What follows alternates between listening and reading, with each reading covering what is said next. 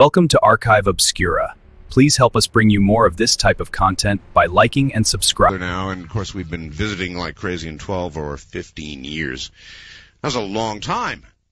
And so, we're doing a lot of catching up. And it could be kind of fun to have her on the air. And if you guys embarrass me, I'm going to be taking names. I'll kill you. So you be careful what you ask. You hear me? Now, what have we got going on news-wise? Well, kind of a mishmash. Congress has passed the telecommunications bill, oh so feared across the Internet. President Clinton is hailing congressional passage of major telecommunications legislation. House and Senate overwhelmingly approved the measure on Thursday. Clinton calls the bill critical to building the information superhighway. The measure, which is being praised by industry groups, but blasted by consumer groups and civil libertarians, will deregulate most cable TV rates in about 3 years, removes 62-year-old legal barriers, and encourages the telephone, cable, and broadcast industries to get into each other's businesses. I favor it. Now, I get a lot of messages from people who say, but it regulates the Internet. Well, it regulates, for example, transmission of obscene materials to people under 18 years of age, intentional transmission. So what? I'm not that much of a civil libertarian. As far as I'm concerned, pornography or whatever ought not be sent to kids. Is that the end of free speech in America? I think not. So I favor it. And generally, look, telecommunications is exploding.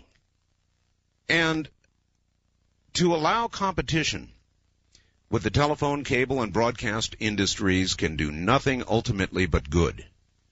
We will have more diversity, more delivery, cheaper prices. Yes, in the short term, maybe the cable companies will hike their rates, try and make up for some of the cuts they took. But ultimately, my view still holds that in America, competition produces lower prices.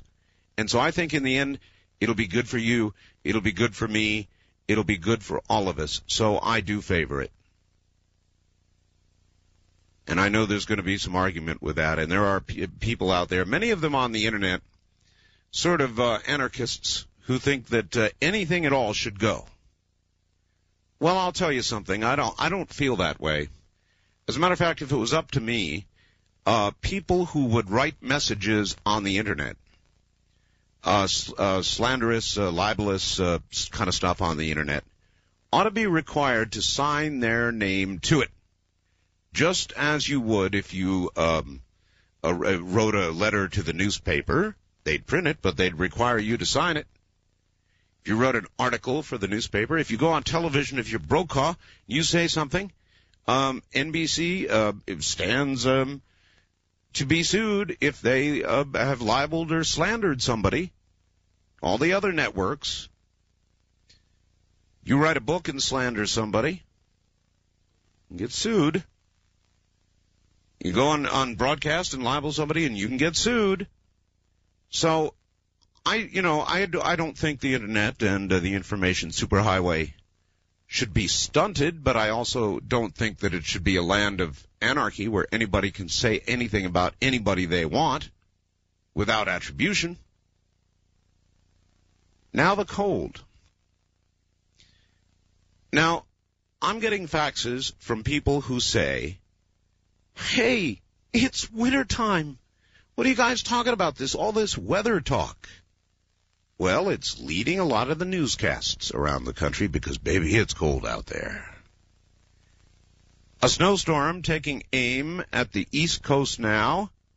Forecasters warn bitter cold temperatures across the north are about to get even colder, with freezing weather likely as far south as, get this, folks, Mexico and Florida. It was 41 degrees below zero Thursday at International Falls, Minnesota. Forecasters expect the town's 28-year-old record for the lowest temperature, 46 below zero, to be shattered on Friday, literally shattered. Now, how cold is it? I will ask you. We are having hotter summers, bigger storms, bigger snowstorms, bigger blizzards, bigger cold waves.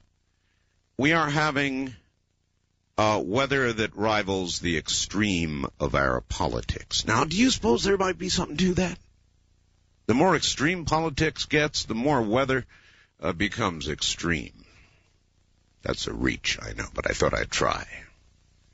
Train derailed, carrying hazardous... you ever notice, inevitably, Murphy's Law, any train that derails has hazardous stuff on it, chemicals.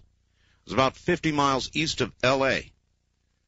The fire sent up a huge toxic cloud. People were evacuated. People were hurt. And I guess that's going to happen. Speaking of people hurt, 2 U.S. soldiers have been injured by a landmine explosion in Bosnia. Predictable. Here it comes. Pentagon says the 2 are in stable condition now at a military hospital. One of the soldiers suffered injuries to his right foot. The other hurt by shrapnel. No identification of the soldiers yet. It's going to be a long, hard year. If it is a year, ha ha ha, in Bosnia. Big breaking news about AIDS. And I always take this with a bit of caution because there have been so many times, but this does seem to be substantial. NBC did an in-depth report on it last night. A new class of drugs are working called protease inhibitors. They will join 6 approved drugs used for AIDS now, sharply reducing the level of the virus in the body. Now, this may be a breakthrough, and it may be that this group, along with what else they're using, will be able to allow people with AIDS to live relatively normal lives. AIDS hotlines are going nuts. FDA expects rapid approval. Now, of course, they don't know about all the side effects because they have not been able to test very long. But they're not going to hold it back. They're going to let it go. And we shall see. But that is certainly good news, and I guess everybody wants to know about it. 1 million Americans infected with the virus. The commander of U.S. naval, NATO forces, I guess some naval, in Bosnia, is promising swift retaliation against snipers in Sarajevo.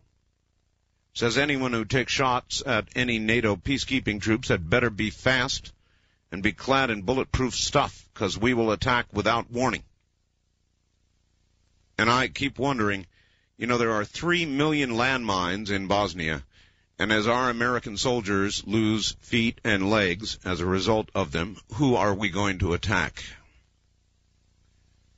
Clinton and the French President Jacques Chirac are talking.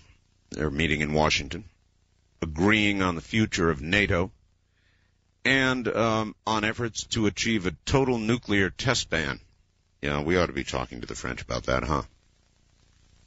Congress has passed a measure to ensure Social Security checks to go out to 43 million, so you don't have to worry by March 1st. But the bill temporarily increases the debt limit and was very narrowly tailored, does not remove the threat of a U.S. default on March 1st. Can you imagine that if we default on that'd shake up the whole world, were we to default? The big bombshell news is Bob Dole is in big trouble. And now this was, to me, predictable. I am not surprised. There is a new poll in New Hampshire. You're not going to believe this, showing Steve Forbes. God, we might get a president named Steve. Steve Forbes is 9 points ahead of Bob Dole in New Hampshire and rapidly closing the gap in Iowa. Steve Forbes may be a runaway. Slowly, we're finding out more and more about him, and the more I hear, the more I like.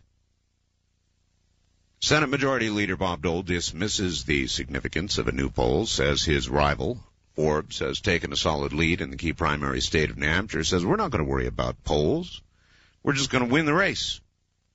Dole told reporters after a campaign appearance in Nashua, bad news for him, and I feel sorry for Bob Dole. I actually feel sorry for Bob Dole because he's a good man. He's just not the right man. And he's going to be denied, I believe, the nomination. And it's because, it's because of all the things I've been telling you about Bob Dole. My perception apparently is not much different than a lot of other Republicans out there, and that is that he can't beat the president. And you just don't give somebody the nomination sort of as a rite of passage, because Bob Dole has been there so long, because he has earned it, because he's been the minority and then the majority leader in the Senate. It's not supposed to be automatic. It's not supposed to be, we don't have, it's not a kingdom we've got here. There is not a succession to the throne. And up until Forbes came along, it was kind of like that's what we were going to have, a succession to the throne. Or the seat next to the throne, I don't know.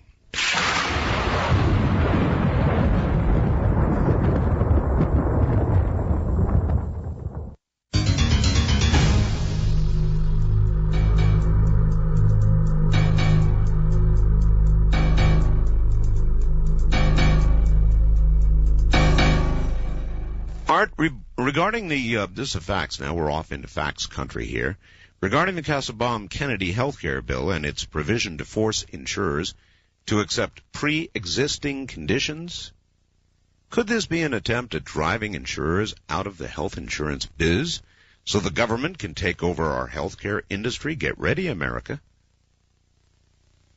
I think we're getting ready for another government takeover of 1/7 of the nation's economy. God help us. Julie from Brighton, Colorado.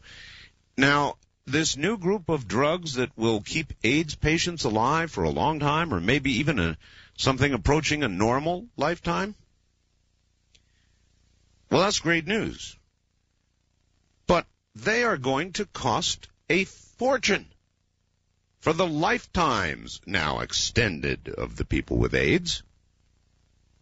And if you force insurance companies to accept people who go down and get a test and suddenly find out they've got AIDS, and then they're going to run out, they're going to get their insurance, and they cannot be denied, well, who's going to pay for all of that? The other people who have decided to keep their insurance. Why would they keep their insurance, I would ask? After all, they get sick, they can go down and the company has to accept them. Even with a high premium rate. Lifetime AIDS patients, you're talking millions, perhaps. Pretty good deal, huh? Sounds like socialized medicine to me. Again on the weather, Art from Wisconsin, we're getting dangerous wind chill situations tonight at the Fond du Lac Airport. It's currently hovering at about minus 54 to 56 degrees with the wind factored in. Minus 50, well, that's life endangering.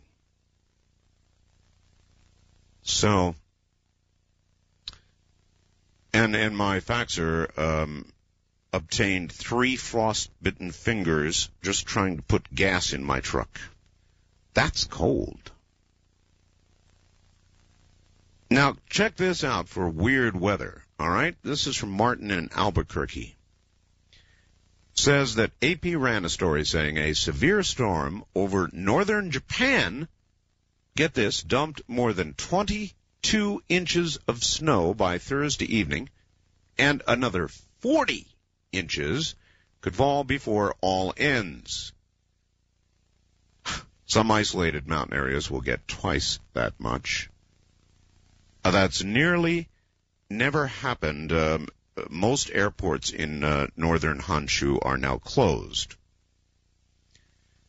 So, as last night, I will ask, how many of you think some little guy is sitting behind a curtain somewhere pulling levers, maybe up in Alaska, the HARP project, whatever else? Oh, I heard from Dr. Nick Begich, who would like to come back on the program on the HARP project. And he may be coming down to visit me in a couple of weeks from Alaska.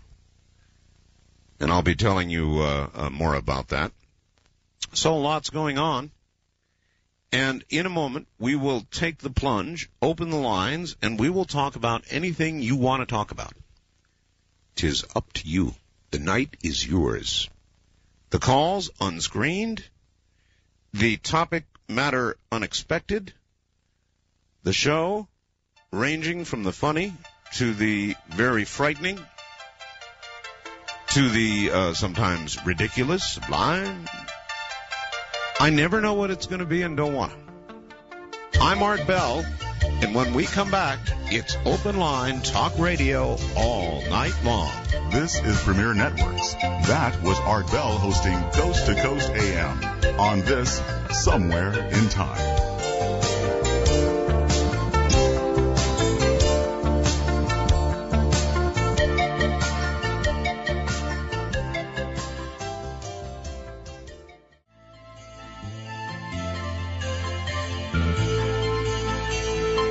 You're listening to Art Bell Somewhere in Time. Tonight featuring Coast to Coast AM from February 1st, 1996. Just this one item, and then we're off into talk radio land. Dear Art, strange happenings here in the Midwest. In a small town in Franklin County, south of St. Louis, an entire class of 24 third graders contracted a mystery rash this morning. All were taken to a hospital, but required no special care because the hive-like rash quickly disappeared on its own. Doctors ruled out chemicals, toxins, furnace malfunction, dust, mold, food reaction. Their best guess? Something airborne that went through that one room and then dissipated. No other room involved. The school remains open. The cause of the rash eludes them. So, these weird things keep popping up. I'm not surprised, frankly. That's, by the way, from Liberal Sue in the state of Illinois. All right, here's my quick version of the telephone numbers. We don't screen calls, therefore, let it ring until it's answered. If you get disconnected after ringing for a while, pick it up and ring again till you get through. Persistence will pay. If you're a first-time caller to the program, no matter where you are, area code 702-727-1222. The wild card direct dial lines, area code 702-727-1295. Toll free, anywhere west of the Rockies, 1-800-618-8255. If you're east of the Rockies, where it's really cold, and about to get colder. What do you guys think? I think that if Punxsutawney Phil comes out, is it tomorrow he's supposed to come out? If he's smart, he'll stay many feet down in the ground and won't come out at all, if he was smart. East of the Rockies, back there in cold country, 1-800-825-5033. That's 1-800-825-5033. Here we go. East of the Rockies, you are on the air. Good morning. Hi, Art. How are you doing this morning? All right. Where are you? I'm in Detroit, and boy, is it freezing cold. How cold is it, sir? 0. They're saying around 3 degrees. Really? Any wind? No, we don't have no wind. I just popped my head out a little earlier. I'm at work, and there was not much wind, so I'm not sure of the wind chill factor. Well, that's good. I'll tell you, when you get below 0 and then you get wind, then it gets dangerous. Oh, but it's just so scary. Oh, you go outside, you just can't do nothing. The dog don't want to go out, no nothing. Not even the dog, huh? Your show has so much reality, it's almost scary. Well, sometimes it scares me. You know, the HARP system. Why do we do things that we just don't know what can do to us? I don't know, because we're adventuresome, sometimes really stupid. It's more stupid than adventuresome. Well, sometimes, many times now, more and more actually lately, science is getting out ahead of our ability to manage it. And they're right. And you know, they're introducing new things. They're killing rabbits with designer viruses, and one of these days we're going to design ourselves a web we can't get out of. That's what's going to happen. What do you, if you could say what it was, what do you think it would be? What do you think is going to be our demise? Well, that's a good question. What will be our demise? My grandmother saw a spacewalk. She saw war. She saw poverty. She saw the Depression. She saw so much. I haven't seen a fraction of what she saw. But when I think of I'm only 30, what am I going to see in my next 30 years? It's scary. The digital all right, war. let me turn it around on you. I will think about your question. If we are to have a demise shortly, what do you think it will be? I think it's going to be the chemical warfare deal that you keep talking about, the disease problem, giving AIDS to the monkeys, to the what were you calling the chimpanzees now? Yes. And now, you know, what if we're going to do something that we just can't get out of? All right, thank you very much for the call. Anybody else want to tackle that one? Then you could just say there will be no demise. We will go on. We've been going on. We will continue. Plagues will come and go, even taking at times substantial portions of the population. But somehow man will continue. The planet will keep spinning. Life will go on. Or on the other side of the coin, a big comet may plow into the earth, extinguishing all life as we know it. We may design a virus that will hop species and put us out with a wimp. It's a whimper. I don't know. I do not foretell the future, but it is kind of fun to talk about. Wildcard line, you're on the air. Hi. Hi, how you doing? Okay, where are you? I'm in Springfield, Illinois. Yes, sir. Frigid Jimmy, and I'm the guy that called the other night on Fast Blast and asked for some Steely Dan bumper music, by the way. Oh, that's right. And Yeah. I'm looking into that. Cool. Okay. Well, first of all, before I ask my question, I just want to say the FX Wave is a total groove. Oh, isn't it excellent? I love it. You know, not enough people understand it. I advertise it, and I try and tell them what it is, but they don't quite get it. You know, a lot of people don't get it. It is an FM transmitter, and you can put anything into it. I mean, you can make it into your own little radio station. What are you doing with yours? What I do, basically, is, for example, I have to admit, I sound like a total geek saying this, but the first night I got it, a bunch of my friends came over and we played radio. We just spawned a bunch of old records and CDs and stuff. No, that's cool. That's one of the things to get it for. In my case, I hook it up to my audio output here on the board. So my mother, in this case, in her bedroom, my wife in hers, can listen to the program throughout the house. Mm-hmm. But there's a million uses. For example, people in metal buildings, you know, they can't receive AM radio. It gets blocked out by the metal. So what you do is you go over to a window and you hook up an AM radio to the FX wave, and it transmits it throughout the metal building on beautiful FM. Well, sometimes what I do, too, is I've got a high-fidelity VCR, and I make big, long 6-hour music tapes. Right. And what I do is, like, if I'm outside, which isn't too much with the wind chill and everything right now, but, you know, or upstairs away from, you know, my studio, I just patch it in there, and I've got, you know, perfect the music that I pick on my radio. It's great. No, I know. It's the coolest. I know we advertise cool products. That's no lie, and they work. Yeah. and C. Crane, they're very courteous. Yes, they are.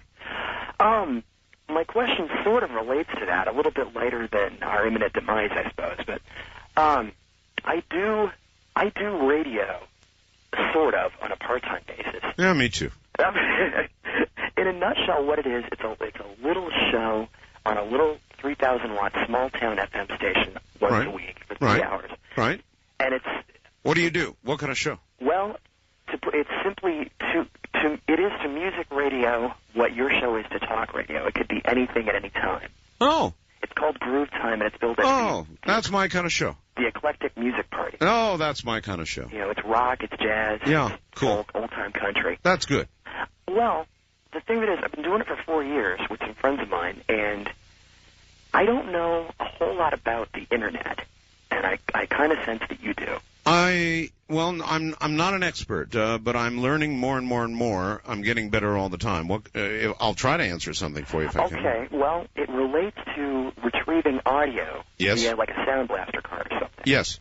Well, there's an Internet provider in my area, right, who wants to put us on. Oh, go for it. You think so? Oh, yeah. Do you really think it would work? Yeah, if it's financially feasible for you, oh, yes, of course. That would mean that you could broadcast on the Internet. I'm going to be doing it next month. Starting middle of next month, will be full-time stream audio on the Internet. And it would mean that somebody could sit in Italy or the North Pole or the tip of South America and with a computer and a local access number of some sort, listen to my show. Well, same for you. How good is the audio? Do you know? It is approaching the quality, I would say, of AM audio. Okay. Okay? It's close to AM. Okay. The idea is... Now, I'm not as sure that it is ready for music yet. Mm-hmm. Now that I think about it, I see the nature of your question. It's getting better all the time. I think for voice quality, it's quite sufficient.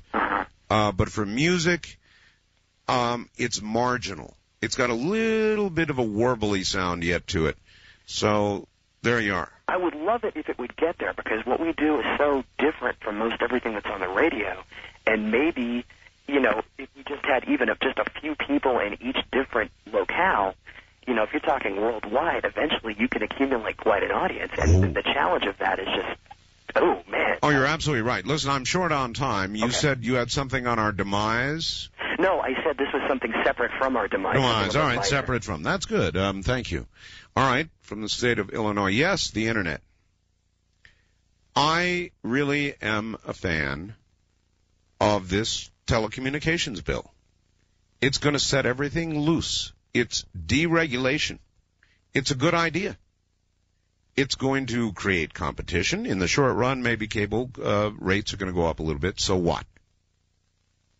I'm beginning to wonder how long the cable companies, TV stations, even radio is going to be around with direct satellite communication, the Internet, the web, all of these things. My show, my program, for as long as it remains popular, will follow whatever medium dispenses it or distributes it. Doesn't matter. Satellite, Internet will be there. If there is an audience and there are ratings and people want it, the distribution system for it really does not matter. So I'm really a fan of all this. I'm looking forward to it. I really enjoy the information age. I was very angry at my computer earlier today. It did something wrong, which is probably a lie. It probably didn't do anything at all. I did it.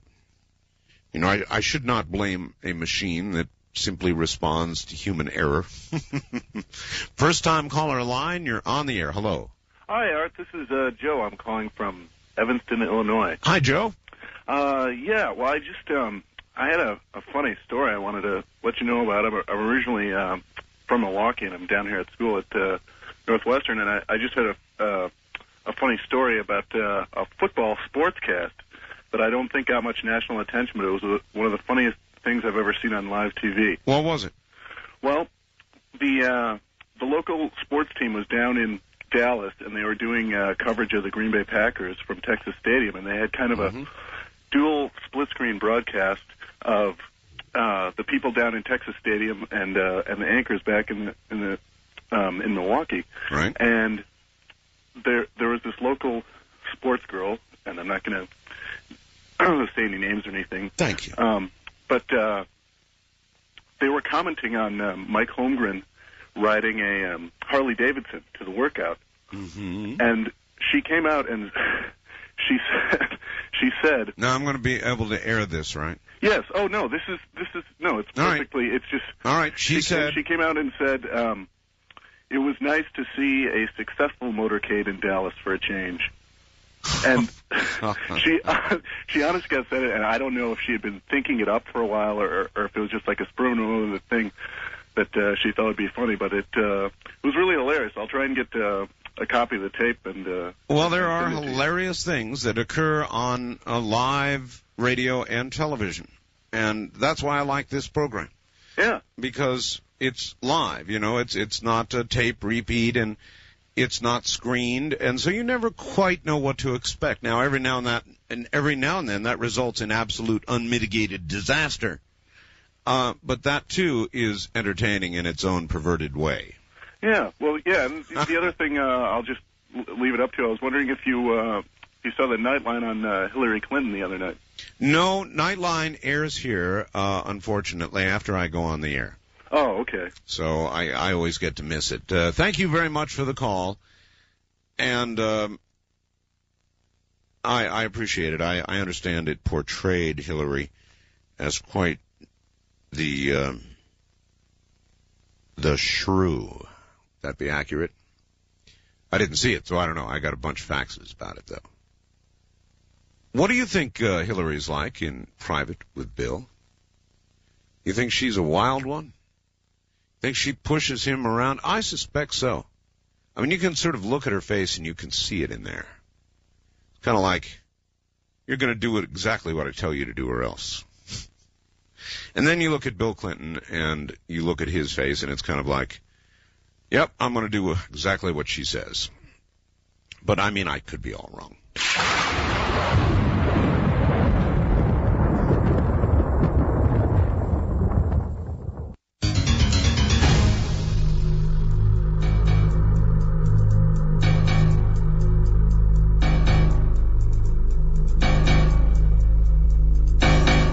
East of the Rockies, you're on the air. Hi. Oh, hello. This is Catherine. I'm from Metairie, Louisiana. Metairie, Louisiana. I listen to WODT. WODT. Who dat? Who dat station? Yes, right. Yes, indeed. Art Bell. Yes. Yes. You were talking about Hillary Clinton. A little bit, yes. What do you think? I don't think she's all that bad. You don't? No, I think she's a real soft little sort of pussycat. Pussycat. Think so? You know, I had a strange thing happen to me today. I went to the doctor. Just before you go on with that, sir. Sir? Not all pussycats are soft. I've got a 17-pounder here who could shred you like yesterday's newspaper. I believe you because I have a friend that has a cat like that, and I sat on my friend's bed and the cat nearly tore me to bits. You see, there you are. So not all cats are gentle. Anyway, you're right. You were going to say something else. Yes, I had something very strange happen to me today. I went to the doctor for an ear infection, and he wanted to give me a tetanus shot and a diphtheria shot. And would somebody drive a nail in your ear? Not at all. That's why I couldn't figure it out. And I was so angry because it frightened me. You know, I felt intimidated. I said, you know, I'm not really young. I'm a senior, you know. And I said, why does he want to give me, these shots? Yes. I was afraid I'd be dead in 3 days. I don't know why. A terrible fear came over me. And I said... And that was, excuse me, you went to the doctor yesterday? Today. Today? Yes. Oh, well, you've got 2 more days then.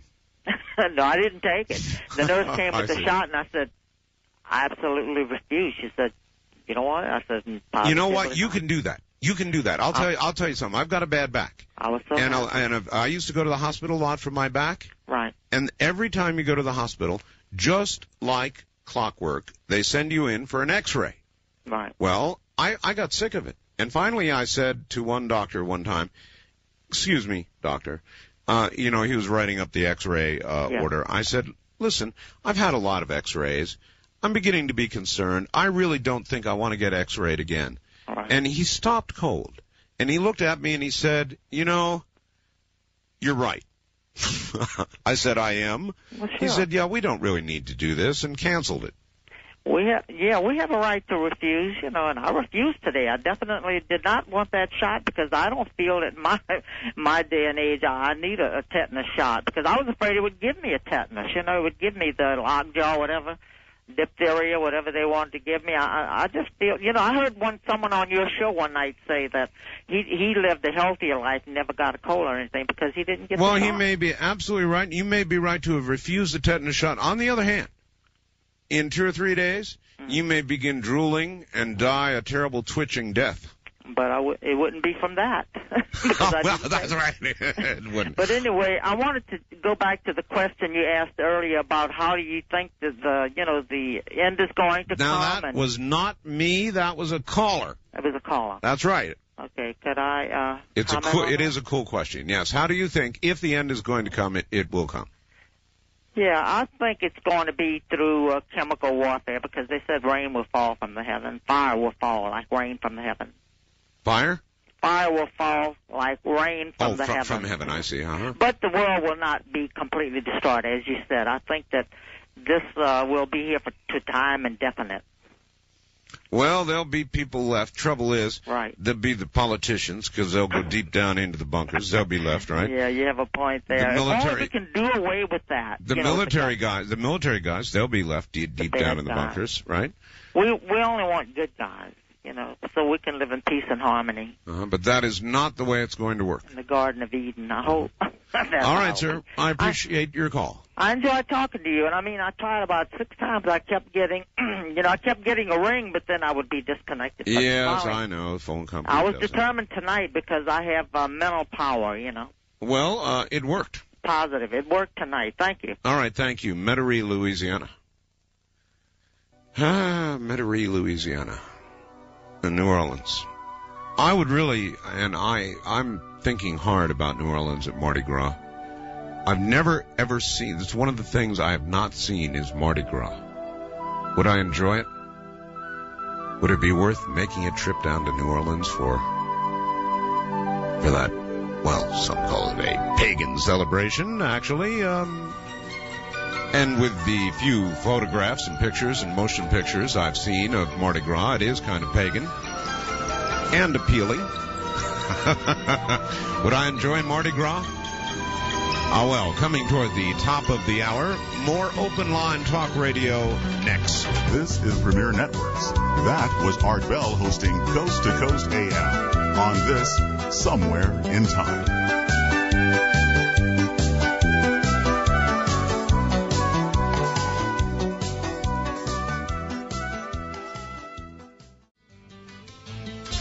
We don't just let them ascend through the ranks. That is not how we get our president.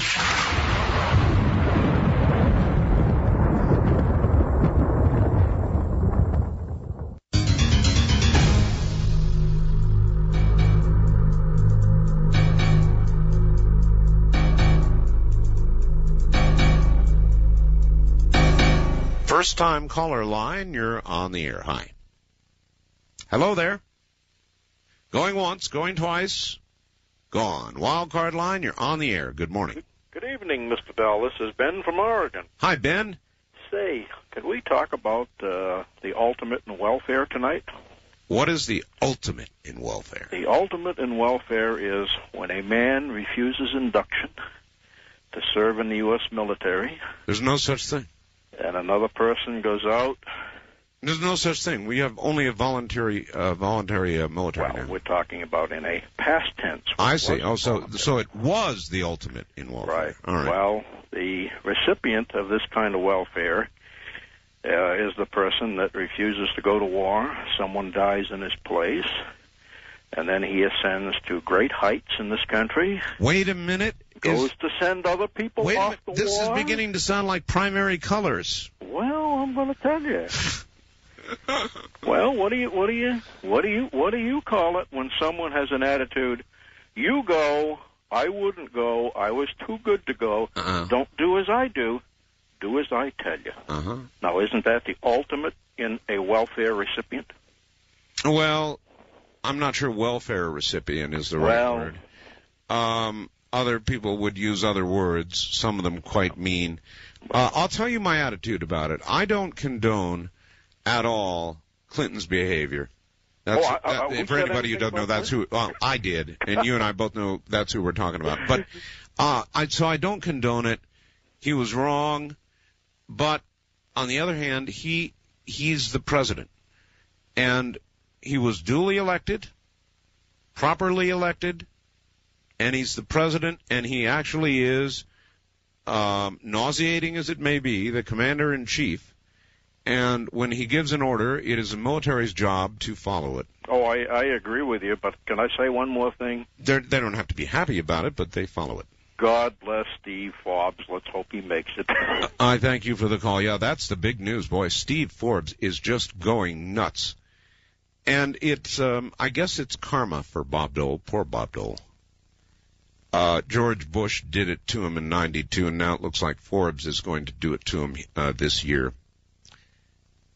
And while I don't want him as the nominee, I feel sorry for him. Isn't that weird? I mean, I've been, in a way, not blasting Dole, but right along I've been saying that I don't think he's the right man, and I still feel that. I nevertheless feel empathy for him. He has worked so hard. If there was such a thing as ascendancy by tenure, then Bob Dole certainly has earned it. Unfortunately, or fortunately, I guess, we don't have ascendancy by tenure to the presidency, and we shouldn't have. But it doesn't stop me from feeling kind of sorry for him. Wildcard line, you're on the air. Good morning. Good morning, Art. Turn your radio to the off position. I just did. You surprised me. Well, I surprise everybody. Where are you? Sacramento. KST, yes. I feel real bad that everyone seems to be doing what the press is orchestrating, and that's knocking Pat Buchanan right out of the race. Whomever they ignore is who I think they're afraid of. I also think they're afraid of Dole because he does look like a father figure compared to Bill Clinton. Everybody looks like a father figure compared to Bill Clinton. Especially when he does that thing where he swallows his upper lip. You know, oh, God, like when he looked at his wife, I thought, if that isn't phony. But anyway, I honestly think that they have orchestrated a lot of opinion in our time, and this is just another example of it. If Dole ran, I do believe he would win. We would go reluctantly. No.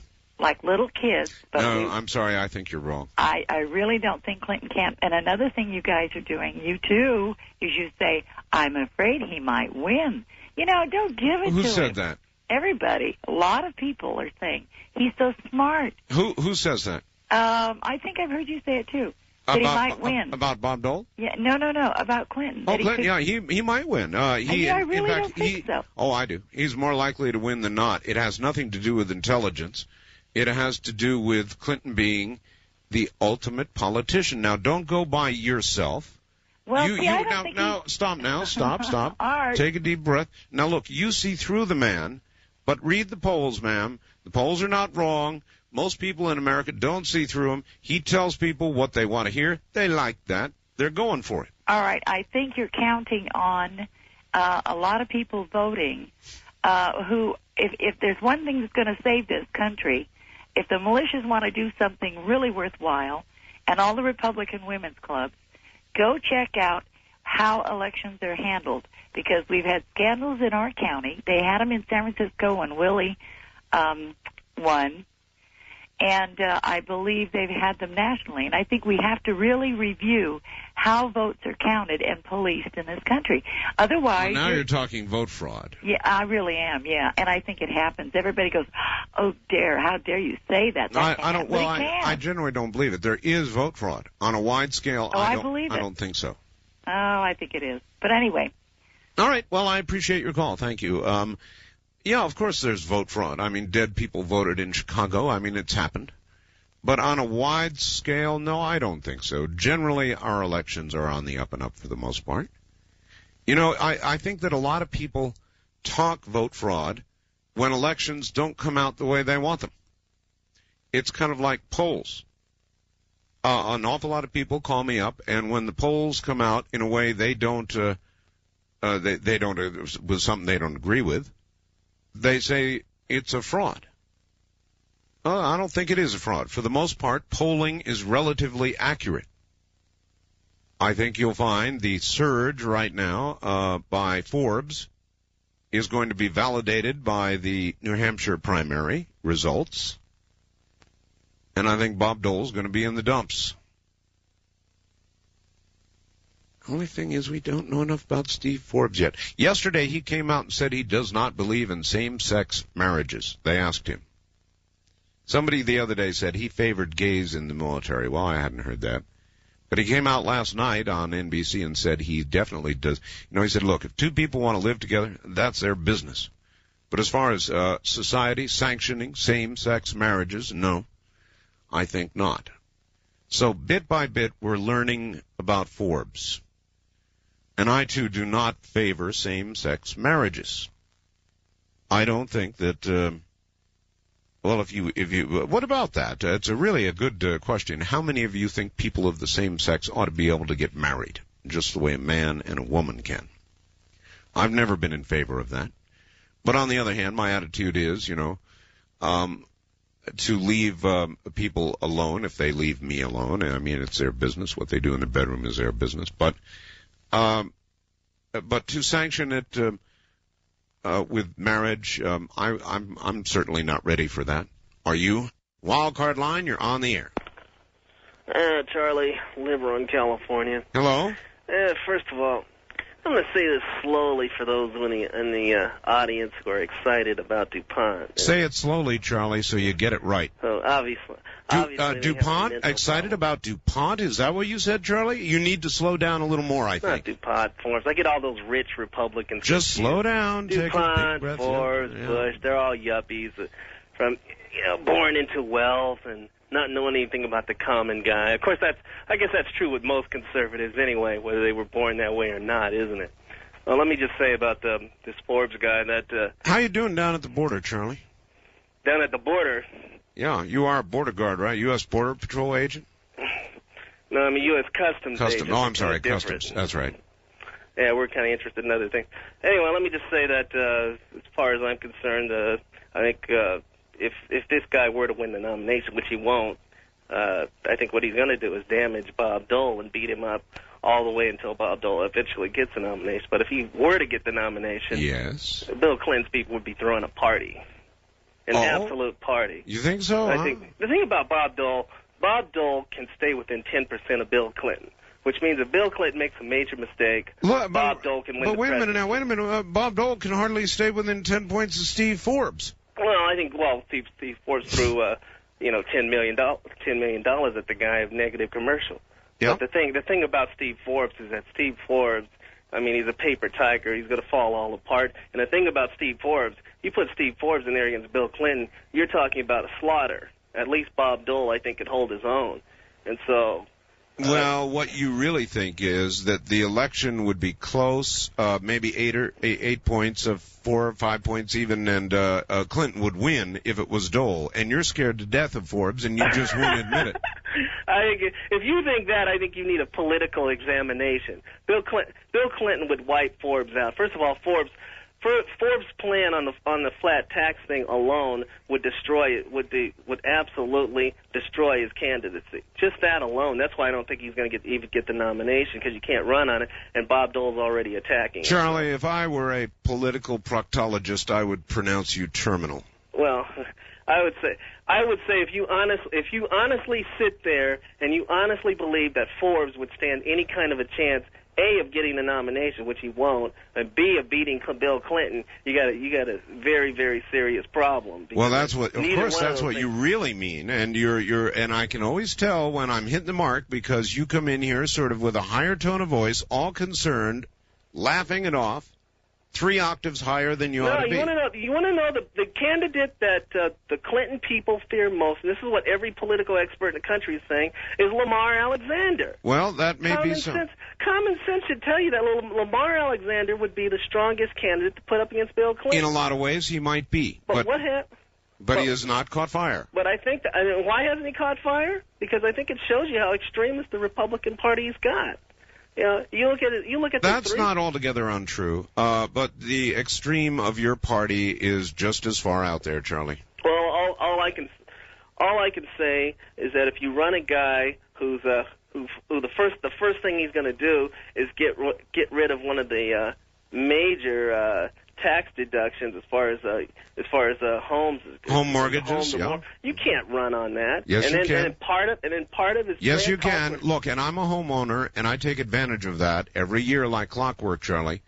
But I do believe Forbes when he says that the extra money that would go in pockets like mine would more than make up for any deduction, home mortgage deduction that I get pockets now. Like yours, forgetting about pockets like some people are going to end up paying more taxes. And it makes absolutely no sense. And then you've got his own Republican people saying. Look, I'll tell you, Charlie, I'll be plain with you. I'm in the 38% bracket now. Okay? 17% looks pretty damn good to me. Yeah, it looks pretty damn good to you. Unfortunately, there aren't a lot of people in the 38% bracket. There's a whole lot of people in the who make around $40,000 a year who are going to be paying more taxes under this guy. I mean, that's not true, Charlie. The average family making around $40,000 would pay less, not more. Well, I think what you have to do is you look at the guy Forbes and start to use common sense and realize that Bob Dole is the better candidate. He's not, Charlie. Well, I think he's going to be your nominee. And unfortunately, what Forbes is going to do is instead of Bob Dole wrapping up the nomination early, he's going to have to fight this Forbes guy. He's going to end up spending a lot of money, and he's going to end up getting the nomination all beat up. That's what's going to happen. Well, that might happen. That is the political process. Thank you very much for the call. Yeah, I don't mind telling you. I'm now in the, 38% bracket. 17 looks good. But even if I were in the next lower bracket, 17% would look good, and that would encompass most of America's middle class.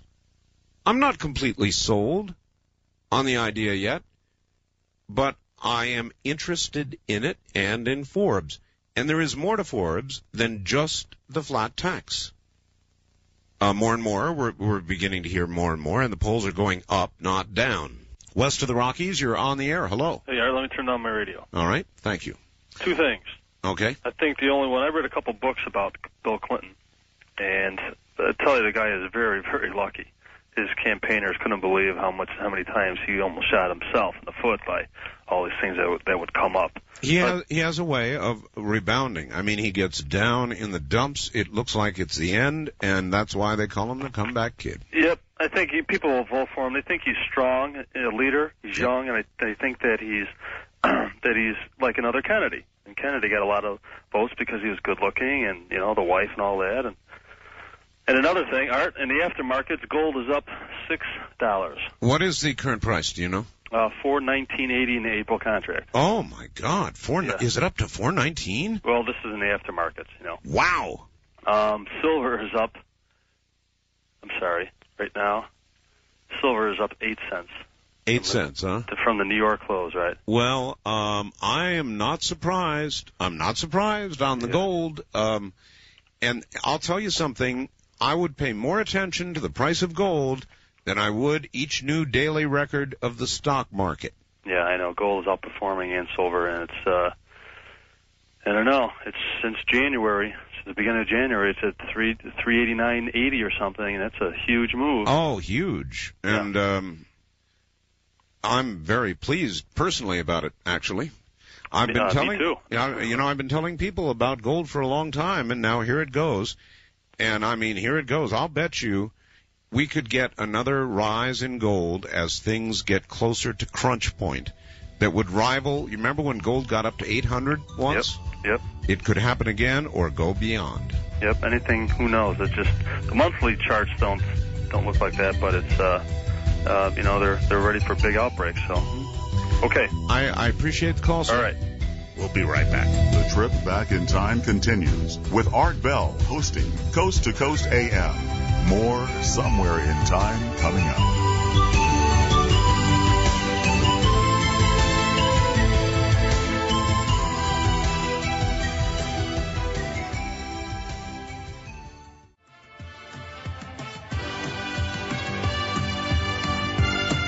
Now, we take you back to the past on Art Bell Somewhere in Time. Interesting facts. Art, you may not have heard, but yesterday in San Diego, the U.S.-Mexican border crossing, southbound, was closed for 5 hours because of a near riot. A church apparently formed a group called Pastors for Peace. They organized an effort to get computers into Cuba to assist in medical care.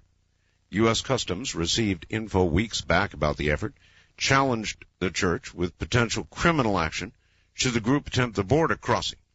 Customs said that due to long-standing embargoes, no computers go to Cuba. The church rented trucks, had over 300 computers for what they say is to help the many people who are being seriously hurt by our embargo. So the whole border got closed down going southbound for about 5 hours. There are a lot of border guards. There's military. I think that we are anticipating some difficulties at the Mexican border. That's just my take on things. First-time caller line, you're on the air. Hi. Hi. Hello. Great to talk to you. And to you, sir. Where are you? I'm in Wickenburg, Arizona, listening to you on the Skip. KOB out of Albuquerque tonight. Well, that's the way to do it. You bet. I can't get KFYI. I'm not far from Phoenix, but because the AM. Well, you're probably in a weird area from yes, direction from. Yeah, Phoenix. I'm about 60 miles out of Phoenix, and the AM power goes down. But I find you on the Skip wherever you are. Well, KOB's a smasher. You bet. Hey, listen, a friend of mine called me a little earlier this evening and told me that a friend of his called him and was telling him about a mining operation north of West Yellowstone, Montana. Yes. That had been shut down by the United Nations. Why? Well, I don't know. I was shocked when my friend called me, and I said, well, where did your friend hear this? Yeah. And he said, on the news. Uh-huh. And he also said that the people in Butte, Montana were very upset about it, and I guess, guns type thing. I have heard nothing, so I thought if anybody have heard anything about this, whether you or some of your listeners there in the Butte, Montana area or West Yellowstone, I'm sure they pick you up in that country. They sure do. And or Helena, Great Falls, any of that area. I go to Montana for my summer times, and maybe they found something weird and bizarre down there. I don't know, but this is what I heard. He told me he heard it from another friend of his that had called him. Said he heard this on the news about the United Nations shutting it down. I don't know what business it is that of theirs, but well, with the guy we have in the White House, nothing seems to surprise me as what goes on any longer. Well, I never say never, so let us open up, we'll open it as a question to the audience, see what we can find out. Thank you, Art. Right. Take care of yourself. Take care, thank you. Anybody know anything about that? A mine near Butte, Montana, shut down by Boutros and Company for whatever reason. Boy, the price of gold, that one's got me quite surprised. It's rising very, very rapidly right now. And I'm telling you, that's what you better watch. Where people are putting its flight to safety, that means they're anticipating something. East of the Rockies, you're on the air. Hello, this is Mike. Hi, Mike. Where are you? I'm in Wichita, Kansas. All right. The reason for my call is? I just got back from Australia last week. Oh, you did? And I had a friend of mine record your conversation with Ken Goddard. Oh, yes. And I have seen rabbits in wheelbarrows. Oh, my God, really? The reason for my call, I want your facts and Mr. Goddard's facts so I can give you guys some information. Well, I can give you mine. I don't have Mr. Goddard's handy. I know he's from Oregon. Right. My fax number is area code 702. 702? Yes, 702 727 8499. Now, make a note. Do not send, including cover, more than 3 pages. If you do, my fax machine automatically does not print it. I'll probably just have 1 page. Yeah, that's fine. I'll just give you some information, because I'm going to request, if you find it interesting enough, because in listening to this stuff, Ken Goddard was talking about virus control, disease control, species jump, etc. Yes. I've got all those notes, and I've heard your conversation about it. Yeah, well, I've got a little article here. Ken Goddard was saying that rabbits are not closely related to primates, and the day after he said that, an article came out saying, guess what? Rabbits are closely related to primates. Yes, they are. I saw that article as well. So but, I have my notes here, and I would like to send you a fax, and I can probably find Ken Goddard's number anyway. I know he's in, where's my notes here?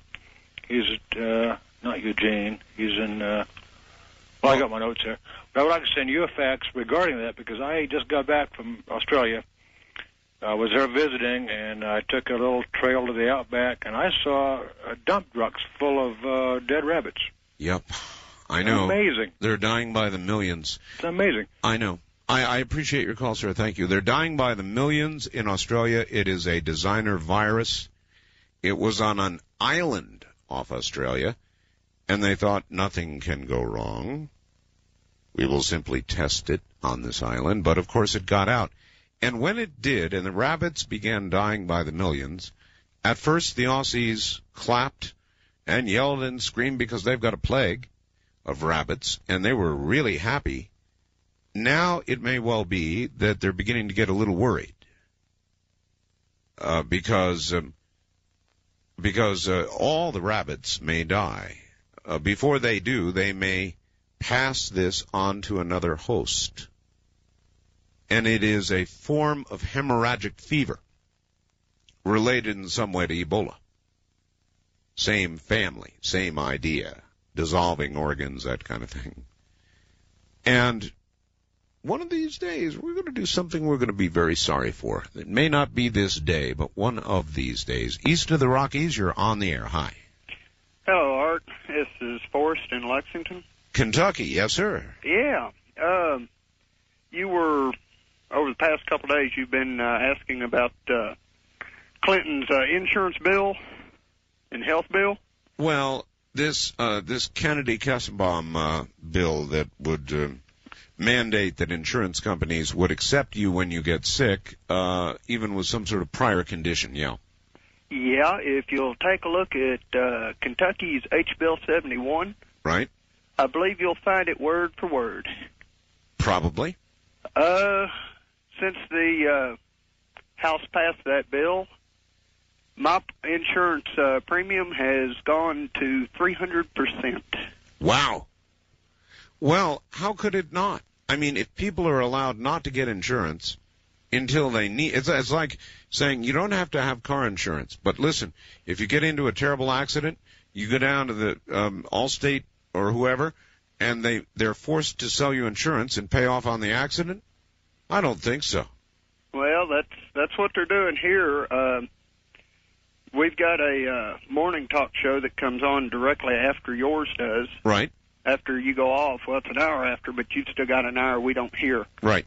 The talk show personality is Keith Raines. He can fill you in more on that if you can contact him at your local affiliate, and I'm sure you've got the number. Sounds like he'd be worth talking to. Yeah, he's I'm just approaching this from a common sense point of view. If an insurance company is forced to accept you after the fact, then they're really not, you can't call them an insurance company anymore. In fact, I'm not even sure you can call them in business very long. No, we're down to... And there's only one way that company, if you want to call it that, could stay in business under those conditions, and that is it would be subsidized by the federal government. It's just a sneaky way for the president to get what he wanted all along anyway, and that's health care for everybody, period. Well, because of them, we've got four plans, and no one can be turned down from them if you can afford them. The majority of the working people, and I am in that class, aren't going to be able to afford. I'm not going to be able to afford to keep my family insured after my policy runs out in about 3 months. Well, yeah, but suppose, let's say you can't afford it, so you drop it, okay? You're uninsured. Now you get the big C. You come down with cancer. Well, according to the way I'm reading this, you can go back and get your insurance after you've got the cancer, and they can't turn you down. Yeah, that's the way it works. Oh, yeah, well, that's a good deal. That's not the way we were raised. That's a good deal for you. That isn't, it voids the whole concept of insurance. It's not insurance. It's a national socialized health care plan. Yeah. So there are two segments to the Kennedy-Kassenbaum bill. One is portability, and I think that's fine. If you're buying insurance, there is no reason that you should lose it when you change jobs. I'm all for that. Easy to do with legislation, but this you cannot be turned down business removes the very basis of the idea of insurance. And companies will insure you based on risk. In other words, as you get older, insurance costs more. If you are a risky lifestyle, it costs you more, and so forth and so on. And based on that, they can eke out a profit. But if you are allowed to go down and run and get insurance after the fact, then who's going to carry it? Who could afford it? The people who do carry insurance would have such a burden placed on them, premium-wise, to take care of all those people who wouldn't go down and get it till they get sick, that the whole thing would collapse. But it wouldn't, you see, because the government would subsidize it. So then what would we have? We'd have the Clinton plan right through the back door.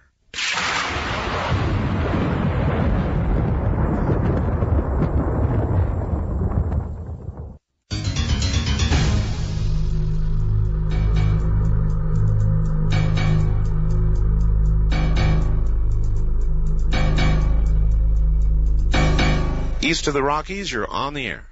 Yes, Art? Yes, sir.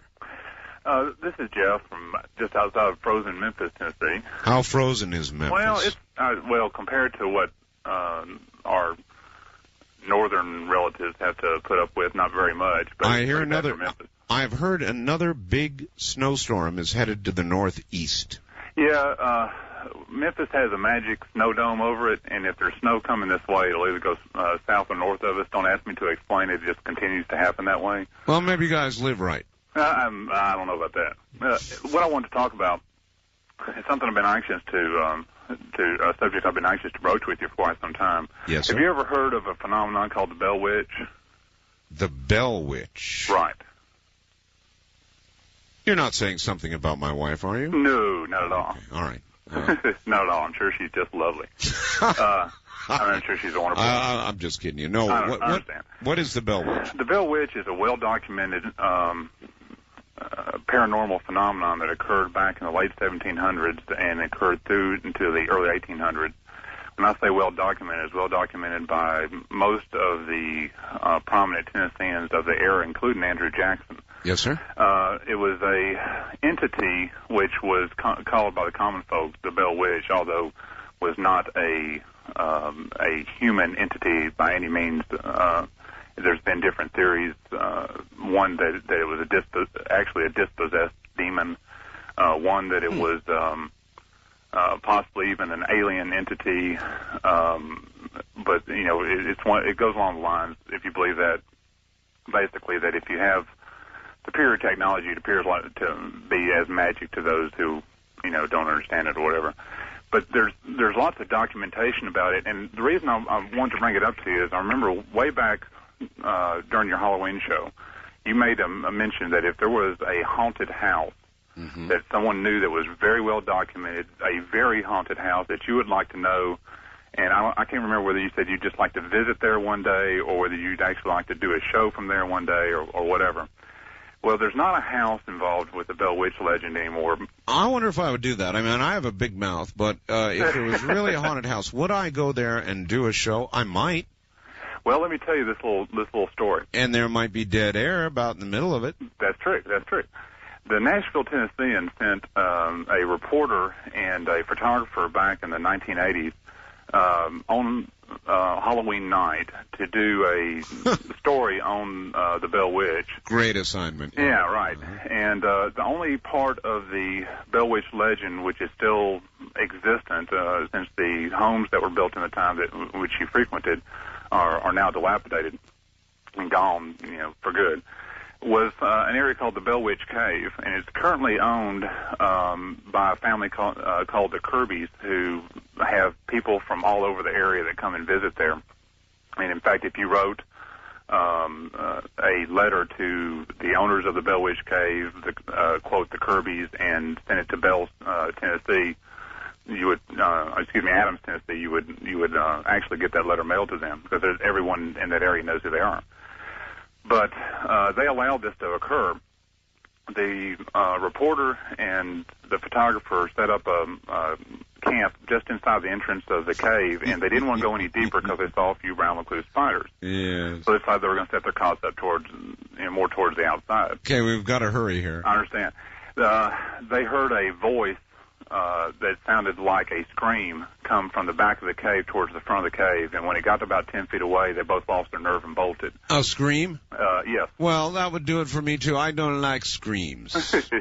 But at any rate, there's a wonderful book out now by a guy who does a lot of the mythology from that area, and there's a picture. He says every time you try to take a picture of the Bell Witch Cave, something else appears in it, and since I know you're into pictures for your website and everything, I'm going to try to fax you a copy of this picture that's in the book. Oh, no, faxed pictures don't come out well. Do you have a computer? No, I don't, but I have a friend that does, that I could probably get him to send it that way. All right. If you can do it that way. And if you would, include permission to publish it as well. And I will give out my address. Thank you very much. I publish these kinds of pictures. You know why? Because people don't believe it. People don't believe it. And now, fortunately, we are squarely in the information age, so that I can share this, whether it is by newsletter or a computer or the World Wide Web. I get these photographs, and instead of sitting here and describing them to you on the radio, I copy them, I scan them, I make them available, and you guys can sit out there. And by the way, while we're on, I have scanned, with limited luck, the moving video from the UFO in Mexico is very good. I've got a still that I have plucked from the moving video. And it's tolerable. It was kind of dark, but I think that I may post it for you to see. They are having some sightings, I'm telling you, right now in Mexico that'll blow your mind, and I've got a still, and I may make that available as of tomorrow. We'll see. On our first-time caller line, welcome to the program. I was first introduced to your show. I heard it about 6 months ago, and I heard a bunch of interesting things that were going on in the world, you know. Yes, sir. And to put it straight, I'm a Christian, and I study the Bible pretty much. That's fine. It's just phenomenal. Some of the things that I heard you speaking about, or some of your guest speakers, were actually saying some things, numerous things that the Bible predicted for end-time prophecy. Well, it's true. Some of the guests I bring on talk of those kinds of things. I'm going to have a guest like that tomorrow night. Yeah, I heard about the Mayan calendar. The Mayan calendar, And some biblical scholars get angry when I have that kind of a guest. Others find commonality in what my guests say with what they see in the Bible. Right. Read in the Bible. Right. And apparently you find commonality.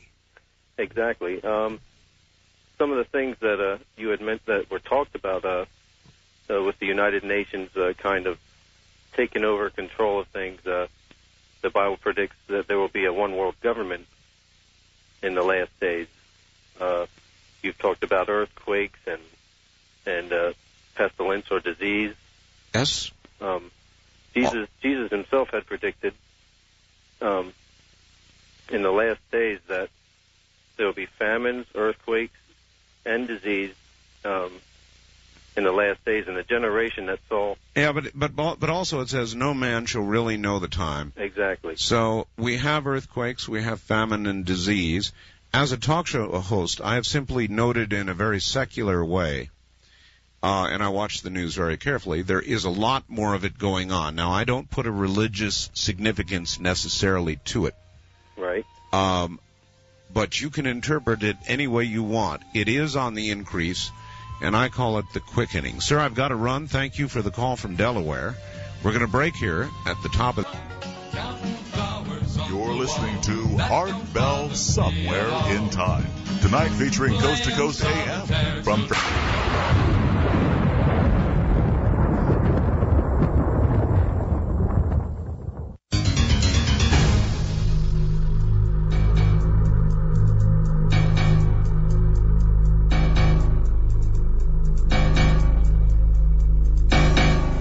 Dear Art, under the Forbes flat tax, I would lose $1,900. Millions of Americans in low-income brackets will be very big losers. Under the Forbes plan, all deductions are eliminated, so are all credits. I am totally disabled.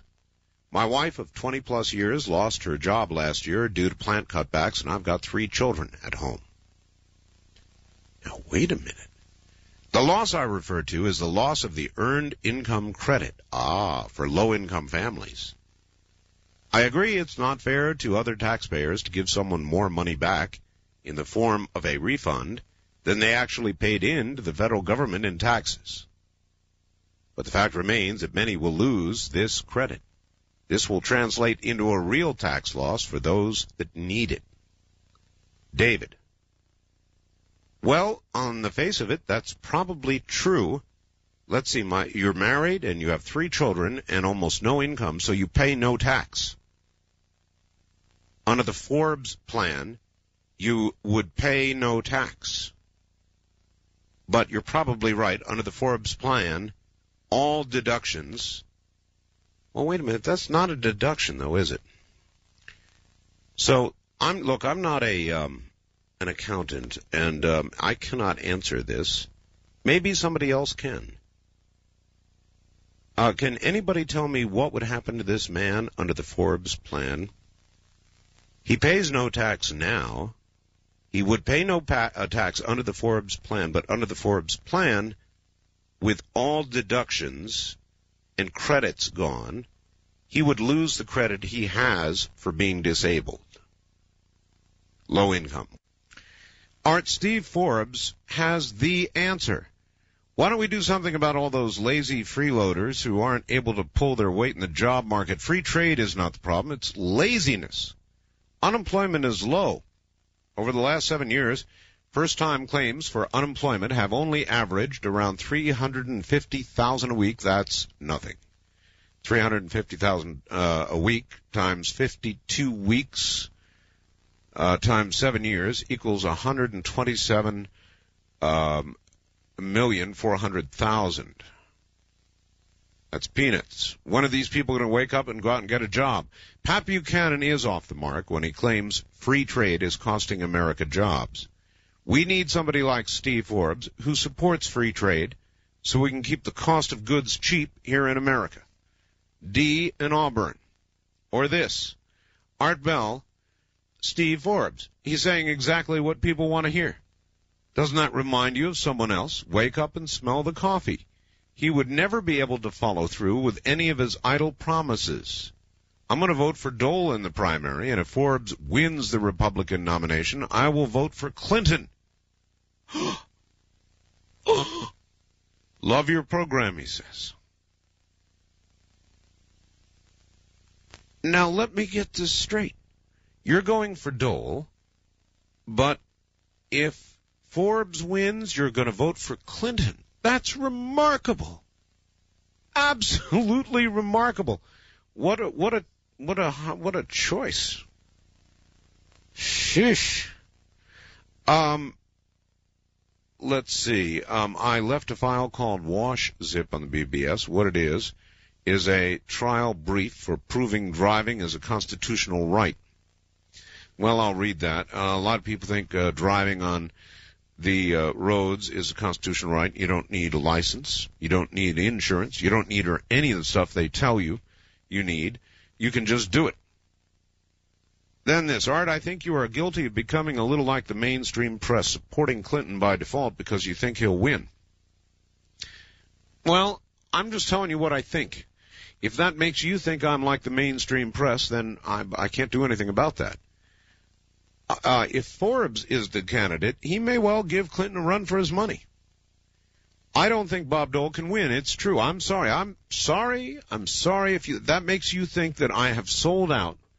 Then that's the way it is. I'm just honestly telling you what I think. Bob Dole does not have the personality to beat Bill Clinton. To beat him at all. As a matter of fact, Bill Clinton would push every hot button Bob Dole has, and he's got them all over. Bob Dole's hot buttons are easy to push. Bob Dole has not been a happy man lately. Have you seen him? Since the answer, if you call it that, to the State of the Union address, Bob Dole has been frowning. He's obviously unhappy. He knows he's in trouble. He knows a repeat of what occurred in 92 is about to occur again. And frankly, he's a good American, and I feel sorry for him. But not sorry enough to say that he should ascend to the nomination in the presidency, should he be able to win it, as a king would ascend to the throne. I just don't feel that way. Then anyway, this person goes on, Clinton cannot win. You don't give Americans enough credit, and they're fed up, and not that finicky. Be careful how you think. You are too quick to believe the polls. How do you explain the incredible upset of the 94 congressional elections? That wasn't an upset at all. Everybody expected the Republicans to do very well, as a matter of fact, and they did. So that was not an upset. Polls were correct. People were fed up. But with regard to President Clinton, I'm sorry. I really think he is a hell of a politician. Not president, but he's a great politician. Absolutely a great politician. West of the Rockies, you're on the air. Hi. Hello there. Yes, hello. Hello. Hi. Where are you? This is Marie from Palm Springs. Hi, Marie. Hi. You know what I wanted to ask you is last week you had said something about smallpox. Yes. Was coming back? Yes. Okay, and then there was a doctor on the air that said that there hasn't been any cases in 10 years?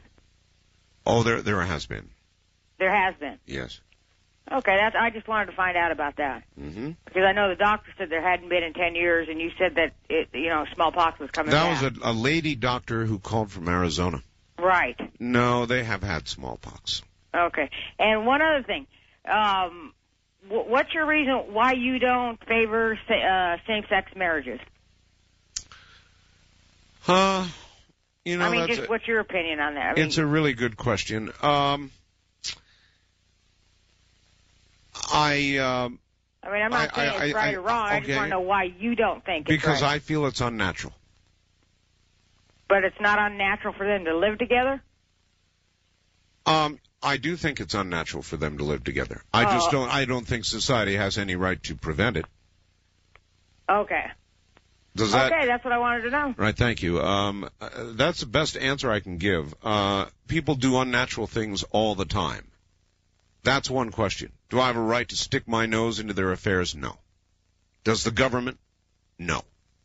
Do the police, barring any real law breaking? No.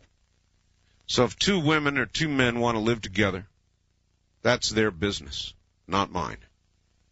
However, if they want to get married and have the state, in effect, sanction that union, then I think we have a different question, and I'm sure that does not properly answer your question, but it's the best I can do. West of the Rockies, you're on the air.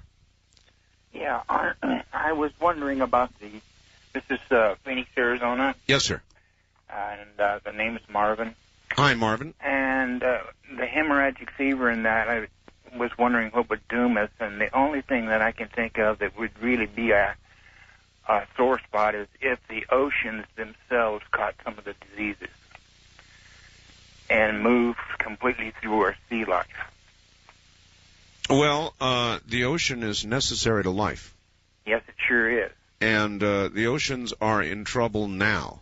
Yes, they are. So I do not take the traditional Republican anti-environmental position. A lot of what the environmentalists are saying is total nutcase stuff, but a lot of it is not. And but I'm talking about the hemorrhagic fever. If there was one of these diseases that would propagate through sea life, you can see that 3/5 of the earth would have no borders. Mm-hmm.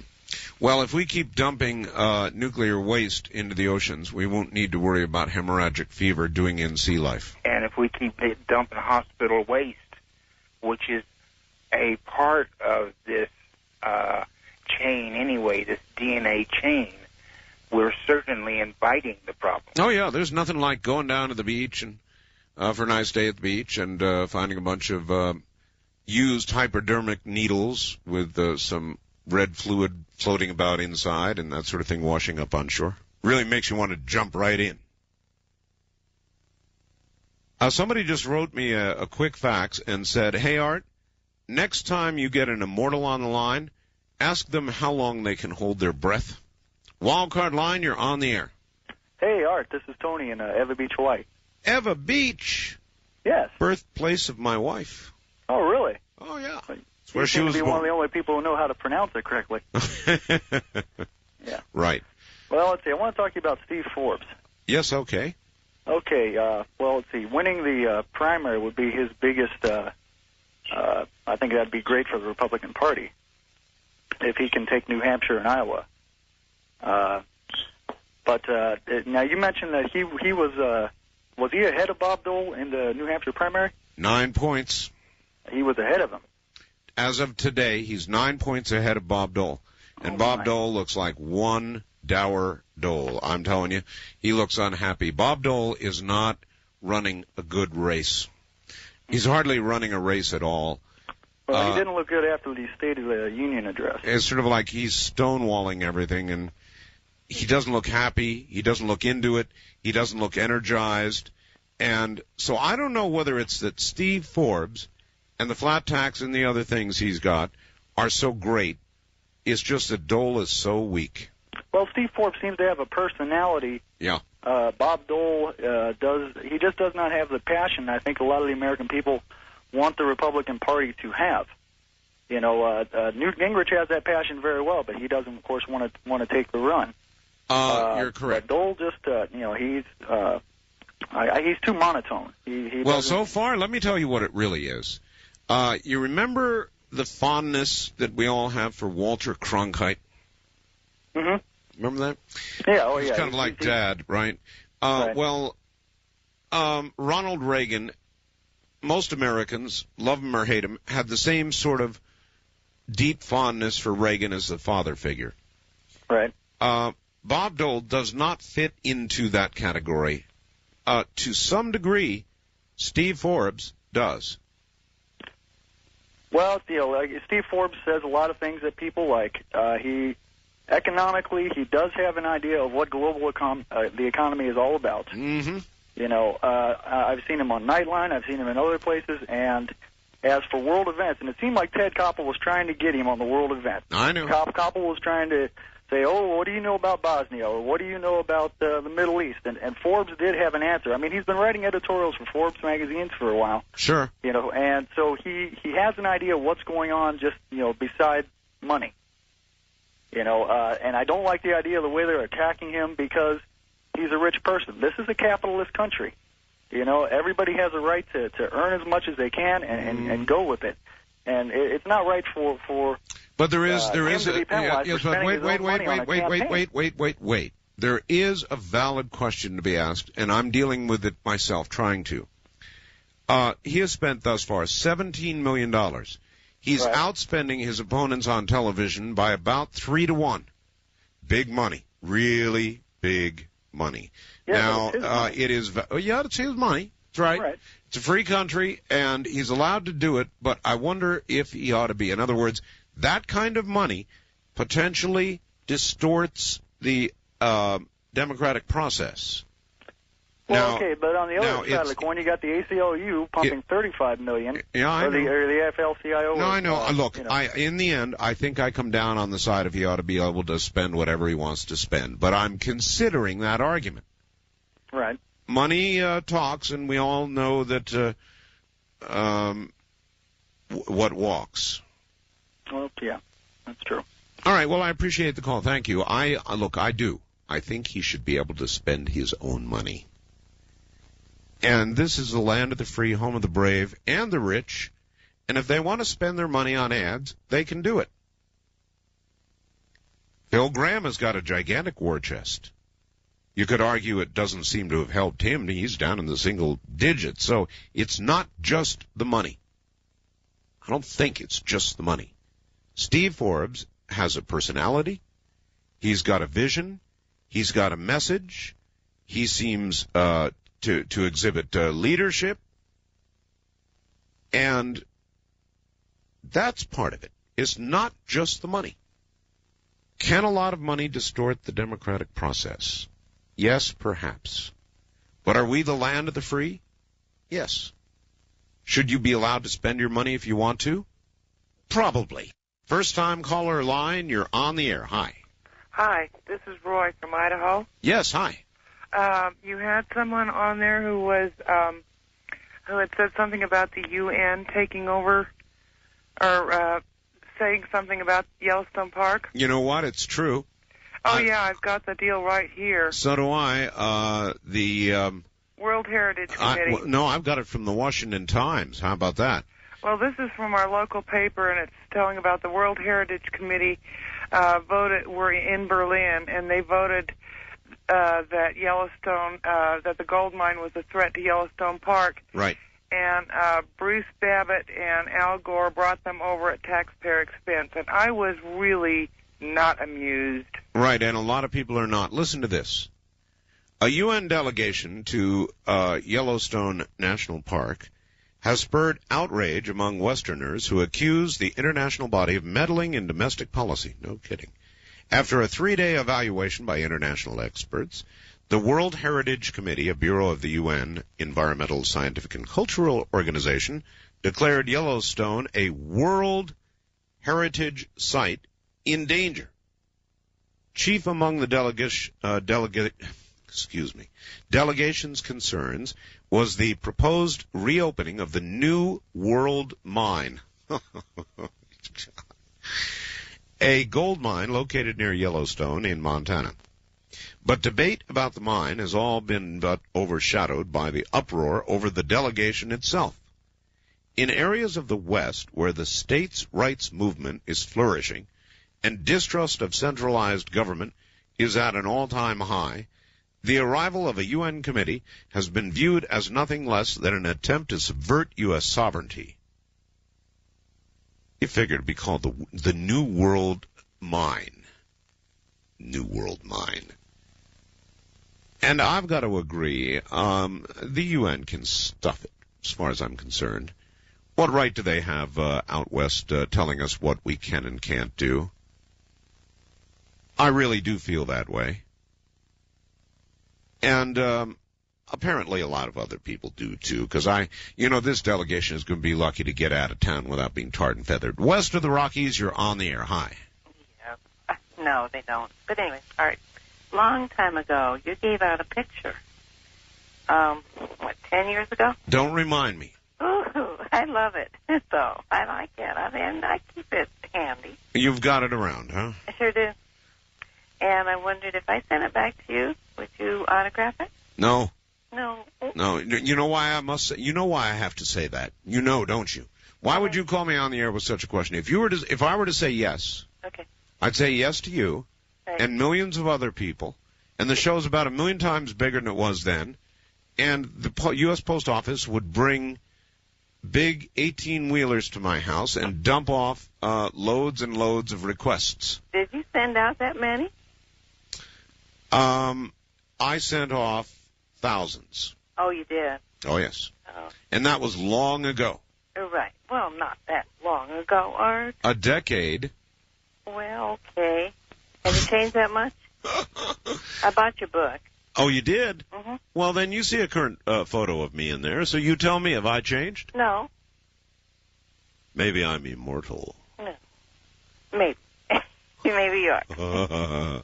I like the line I got, and I want some immortal to answer that. Did you hear me a few minutes ago? Somebody sent a fax and said, next time you get an immortal who calls, ask them how long they can hold their breath. I thought that was cute. It's a good question. Well, I still like your picture. I really do.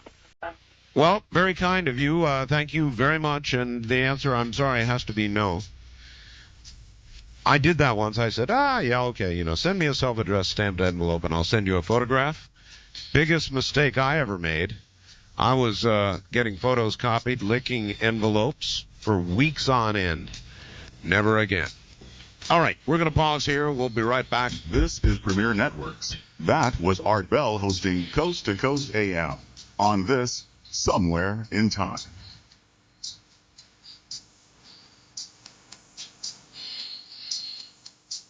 world was on fire, no one could save me but you.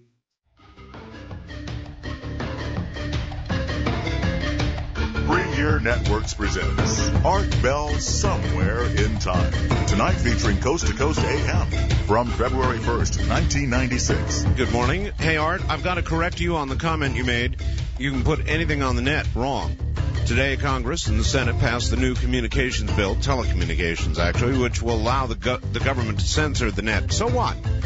Censor only in the sense that you can't send pornography to children. Is that outrageous? Is that too much censorship for you? Do you think you ought to be able to send pornography to kids? I don't. And so if they can regulate that, fine. This is from Hawaii, where, by the way, they're having a big debate. Hawaii, as you know, may be the state that begins same-sex marriages. I think there's a bill now. Somebody in Hawaii called me and told me about it, but they may do it, and then it's going to go to the U.S. Supreme Court. And if it is upheld there will be then same-sex marriages allowed in every state. Something to look forward to. Boy. East of the Rockies, you are on the air. Good morning. Good morning. Is that Mr. Bell? Yes. Mr. Bell, this is Dixon, Illinois. I'm listening to Sterling WSDR. WSDR, yes. We have 20 below zero without the wind chill factor. Oh, my gosh. Lucky you. 20 below zero. And you know what else is beginning to happen that's very threatening? I mean, electrical power is beginning to be threatened. And yes, our power is often on and out. On and off, huh? Yes. And it is so nice to talk to you. I tried for over a year to get you. A year? Yes. Every night. Yeah. You really ought not say that. Why? Well, because it discourages people. No. I'm happy to talk to you. You're such an interesting man. Well, and you're right. We are quickening. Oh, yes, we are. I can feel my hair standing up in the back like you. Yes. Yes? Yes, there are many times I feel that. And it is coming because I have connection to Germany. I was born and raised there. I would have guessed that. I was born and raised there, and it is coming. Yes. What is going on over there, you have no idea. I have connections over there. Well, I'm going to be in Germany here this summer, so I'm going to go. I'm going to go take a look. Yes, you better take a look because it's a beautiful country. Yes, it is. I've seen some photos, and I'm looking forward to it. It is a beautiful country, and it's so nice talking to you. You're an excellent entertainer, and please keep your program. All right. Please. Thank you. Well, I'd like that, too. Thank you very much, and I am looking forward to visiting Germany. It's really going to be a good cruise. I hope you guys get the brochure and come along. It's going to be a lot of fun. And, needed after a while, I suppose.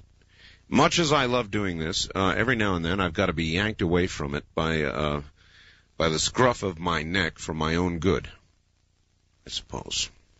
West of the Rockies, you're on the... Yeah, Art. Yes. Yes, have you ever heard of the organization called 800 Fair Tax? No. Sounds like a phone number. It's a organization, you know. Yeah, that must be the phone number, though, right? Well, the phone number is the same as the name of the organization. Yeah, I knew you got a sneaky way to get their phone number in. And have you heard about the company that's making cameras that photograph the aura? As a matter of fact, I have, yes. Yes. Yes, you have. Oh, good. Would you like their number? No. They have a toll-free number. No. Huh? No. Well, it'd be interesting. I mean, if you want to send it to me privately, fine, but I don't... If you could interview them on your show. I see. Well, send it to me privately. And if you could interview the fair tax people on your show. Yeah. You know? Well, I could. Yeah, it's we really need it to change this country around. Well, how about a flat tax? That seems fair. It is definitely. It's the lowest flat tax yet. Well, fair tax. You mean lower than 17%? Oh, definitely. Yeah. How can it be and be revenue neutral? It is. When I'm they know how to asking. No, explain no, it no, better no, than no. I can. No, you do it. They've explained it to you so much that you're interested, so you explained it to me. How? It'll increase jobs. It'll give the incentive Wait to a minute. make more jobs. Slow down. Yep. Slow down. Yeah. I said revenue neutral. If you're going to say flat tax, replace the current system, you've got to come up with a revenue neutral number. In other words, produce the same amount of money. Mm-hmm. So, not on a wish and a hope there'll be more jobs. You've got to actually prove it. 1% on everything. 1% on everything. Yeah, fair tax. No. The 800 Fair Tax Organization. All right. Well, that's enough plugs. Thanks. I don't think 1% on everything would do much of anything. That's just my view. We've got a lot more than 1% on most everything now. And still we are falling behind. We have a deficit. Bill Clinton brags he's cut it in half. That means, if he's correct, and that's arguable, that we are going in debt at half as fast as we were the year before. Doesn't mean we're cutting down the debt. It means we're going into debt at half the speed. That seems to be something people don't get. Wildcard line, you're on the air. Hi. Art, one heck of a pleasure. Glad to have you. Where are you? Mission Hills, California. My name is Jim. Hi, Jim. I'm a CPA. Uh-huh. I actually ran some figures last night to figure out the flat tax. Right. I used $13,000 for a married couple or couple, and $5,000 per. $13,000 total income? No, 13 as a deduction. Oh, I see. All right. And as I think you suggested, and $5,000 per child. Right. I could get the figures, but it's a crooked deal. Well, unless you have the figures, I think it's unfair of you to say that. You said you're an accountant, so give me the. Go ahead. I'll go get them. I'll go get them right now. Can you put me on hold? Yeah. Of course I have some interesting figures too. I'm putting you on hold now, and I will come back to you in a moment. Yeah, I mean, it seems very unfair, without coming back with the numbers, to simply come on and say crooked. At least that's my take. All right, we will take a quick break and give this guy a chance to get his numbers.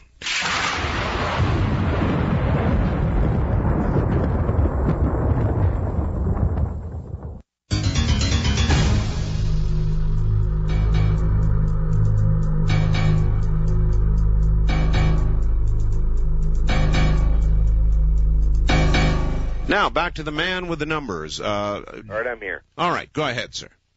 I tried to get some kind of range out of the clients I had, from, call it, poor to rich. Yeah. From an unmarried woman with one child. Okay. AGI, adjusted gross income, $14,500. Yes. To a retired attorney with a currently adjusted gross income of about $95,000. Okay. Doesn't work. What doesn't work? He doesn't work. The retared attorney. What?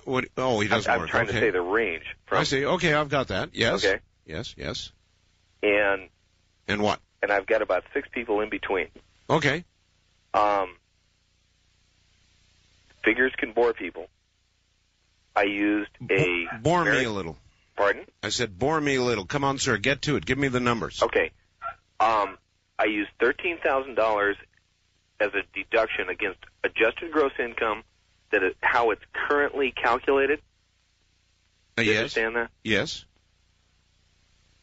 Left $13,000 for a married couple and $5,000 per child. Yes. And if they were single, I just used $5,000.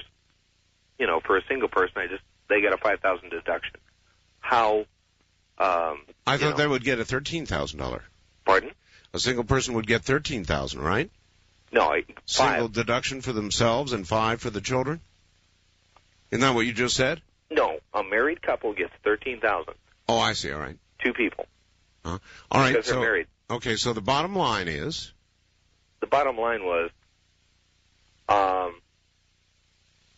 The people that make the most money paid less taxes than current, and the people that are, every single one of them went up. Who was in actually it's an extreme. It's my dog's barking. I don't look, sir. Your dog is probably objecting to your lack of getting to the bottom line here. Mr. Forbes has no business coming on the scene. Sure, he does. Well, he has business coming on the scene. Yes. All right. Well, I've about had enough. Thank you. He was going to come back and give us real numbers, and we didn't get real numbers, and I don't believe you have them, sir, and I don't believe you went anywhere to get them, because you didn't give them to us. You gave us the typical anti-flat tax argument, not based on real numbers, and you didn't give us real numbers. You said, well, all the poor people lost, and all the rich people did real well. Well, some of that's going to be true. I think everybody will benefit. I think the middle class will pay roughly the same amount. Poor people will pay much less. Rich people will pay much less. Now, that does bulge it, of course, into the middle class. Arguably, it does, but that is where all the money comes from anyway. And the bureaucracy and the size of the IRS and the collection agency and the whole mess, the whole range of deductions that allow the rich to skate anyway, all of that can be done away with, along with the bureaucracy. No, I'm a fan of the flat tax, and I have yet to have anybody prove to me it is a bad idea. And I've seen people taking shots at Forbes, but also without specific numbers saying it will not work. West of the Rockies, you're on the air. Hello. East of the Rockies, you're on the air. Good morning. Well, good morning, Art. This is Jeremiah from Evans, Colorado. Jeremiah. Yeah, I got three things to talk about. First, the flat tax, real quick. Yes. It doesn't work in SimCity, so I can't understand why it'd work anywhere else. Well, Jeremiah, you need to pull your head out of SimCity. I agree. Mm-hmm. On your video telephone thing? Yes. What happens if you reach an answering machine? Then you get an answering machine. I mean, could you... If your video phone isn't on, then it isn't on. Oh, really? So you couldn't compress the signal onto a regular audio cassette, could you? No. Oh, that's too bad. Also, with environmentalists, maybe an environmentalist could call up and explain to me why it's... Or actually vegetarians, I guess. Why it's okay to eat fish, but it's not okay to eat a dolphin. So you can kill a fish, but you can't kill a cat or this or that, you know? Well, you can eat a dolphin. Oh, of course. I think they taste kind of nasty myself, but... Have you eaten... Jeremiah. Mm-hmm. You've had dolphin? Yeah. I'm shocked. You are? Yes. I don't know. I think they're repulsive. They're probably what gives tuna its flavor, though. I think there should be a constitutional convention. Why? I think they should change the part of the presidential race where it says you got to be 35. Yeah. They should lower it by 20 years. Really? Yeah. So you could run? Yeah, I think I could do a better job. And what would Jeremiah's 15-year-old platform be? Go back to the Constitution. No, just forget about all this political garbage. All right, thanks, Jeremiah. Simplistic thinking, I would say, for somebody who just recommended a constitutional convention. Go back to what constitution? After the convention, Jeremiah, there wouldn't be much left to go back to. First-time caller line, you're on the air. Aloha, Art. Oh, Hawaii. How you doing? How you doing this evening? Land of the to-be same-sex marriages, huh? Well, no, that got blown out. That's not they what shot that down in the Senate. It's not. Oh, but it's not done though. Well, they're trying to breathe some air into it, but the legislate said no, and they're trying to pass a bill to ban it permanently. Really? That's where the fight is. Yeah, they threw it out. I see. Yeah, so that's good news for people like us, I guess. I guess, yes. Hey, my friend, I wanted to call you because who's going to be on tomorrow night? This Mayan Oh, I got to know because my son is part Mayan, and I want to listen to this. Really? Well, yeah. This is not a Mayan person who is going to be on. This is somebody who is going to be talking about, her name is Krishana. At least I don't think she's Mayan. What do I know? Maybe she is. And she's going to be talking about the Mayan calendar and about America's future, the world's future, as a matter of fact. Mm-hmm. And so you don't want to miss that. About 11 o'clock tomorrow night. No, I don't want to miss it. And when I was down in Belize, in Ambergris Key, we picked you up on the skip down there. In Belize? In Belize, Central America, yep. Well, that's what I keep telling people. We go down there, and so you can hear us. How long ago was that? I was down there over Christmas and New Year holiday. My wife and my son live down there. I wish you had called me from Belize. Well, I know it's hard. I was busy playing with my little boy. Yeah, I understand. Yeah, so, hey, you got to get down there sometime because there's a lot of ruins down there, Mayan ruins, and they got a big calendar out there, Caracol, the one out by Coppola's place. Francis Ford Coppola has a place. Well, I've been thinking of going down to Cusco in Peru. Mm-hmm. Oh, you're going to want to go up there to, what's the name of that, was it Inca? Yes. Ruins up there? Yes, oh yes. Oh, yeah. All right, sir, thank you. See, we're heard in Belize. Listen to us in Belize. Hello, down in Belize. West of the Rockies, you're on the air. Hello. Good morning, Art. Gary from Santa Rosa. Hi, Gary. I can't explain the Earned Income Tax Credit. It's a credit that you get back from the government, but only if you work. All right, and the more you work up to a certain point, the more you get back. Remember, poor people do pay taxes called Social Security tax, excise tax, gasoline tax. This is an attempt in part to hold them unharmed for all the other federal taxes they pay by giving them this credit, which, as I said, single people can get it, married people can get it. A family of four earning $29,000 a year can't receive it. It peaks out somewhere around 22. Right. A couple $1,000s a year, and it's paid for. It was paid for, in fact, by the increase of the tax on the highest bracket. Right. So I think it's a great idea. It encourages people to work. If the whole point is to make non-work pay more than non-work, then you've got to reward them for working. You know, can we give them at least that much? I've got you. Take care, Art. All right. Thank you very much for the help. I don't think any of us fully understand this, and even our accountants don't fully understand it. It has not been fully explained. All I know is this.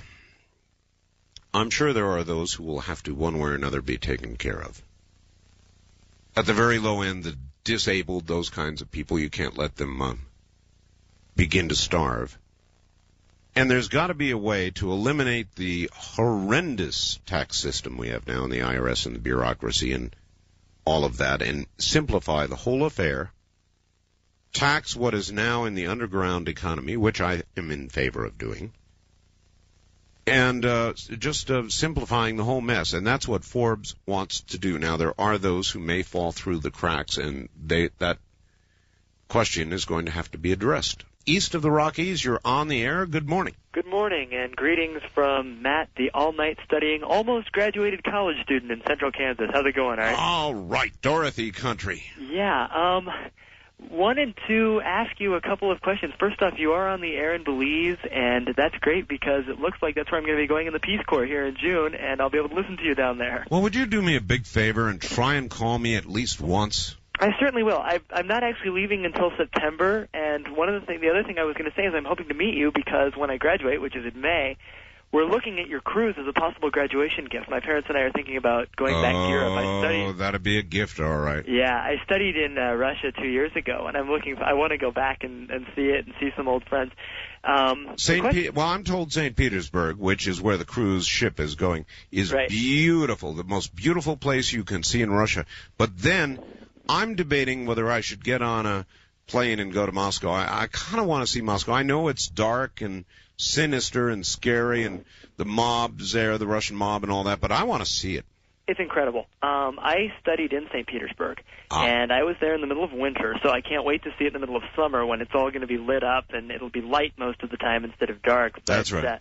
Moscow is just incredible, and I mean, of course, I was there right before October, I was there in 93, from January to May of 93. Uh-huh. So this was before the coup happened, and so it was a little different. And so Moscow is a little bit more scary than it was even when I was there. Right. One quick question, though, I do have for you, and I'll hang up and get your answer. You're in Nevada, and what are your thoughts on riverboat gambling? That's becoming quite an issue here in the Midwest, and it's something that it's going into debate, and one of my professors was talking about it in class. Well, I'm against it for Nevada. I'm sure that's interesting. we don't have a lot. You don't need it, do you? No, we don't need it here. But as for your area, well, he's gone. As for other areas, I'm against it. You know, it's not moral. I think you people really ought to think about this before you indulge it, before you allow it to occur in your area. Who knows what kind of stuff it might bring with it? Think of how it might erode your morals to have gambling in your area. There's only one place where gambling ought to be, and that's in Nevada. They ought to even outlaw it in New Jersey, as far as I'm concerned. You see, here in Nevada, we have no income tax. State income tax. You know why? Because of gambling. Because of all the Californians and all the rest of you that come into Nevada and leave with us sufficient revenue so the state does not have to reach into our pockets. And so as far as I'm concerned, in every other place but here, it's immoral and wrong and should be outlawed, shouldn't be on the rivers, shouldn't have it on the Native American reservations. I am against gambling anywhere in America but right here, where it works very well, thank you. You asked. We'll be back.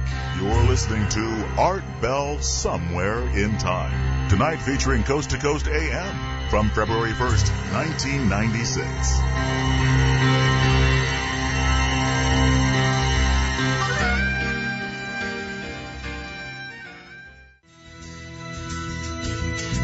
Somewhere in Time with Art Bell continues, courtesy of Premier Network. It's good to be here. It's a fine morning in the desert. The rain has kind of cleared out. We're hoping to have a nice sunny day today. I was hoping for a little desert sun from my mom, who's here from the Northeast, which is preparing to get hit again. Thought before she goes, hopefully today and the weekend will be that. West of the Rockies, you're on the air. Hi. Hi, Art. This is Barb from Bellevue, Como Country. Hello, Barb. I haven't talked to you for about a year. About that long. Yeah, it's pretty cold up here, too. That's what I've heard. I saw on the news where 1 degree was the record in 1950. Wow. Well, that's 45 years ago or so now. Right. Well, anyway, are you tired of Forbes and gold, or do you want my comments? Hey, you talk about anything you want to talk about.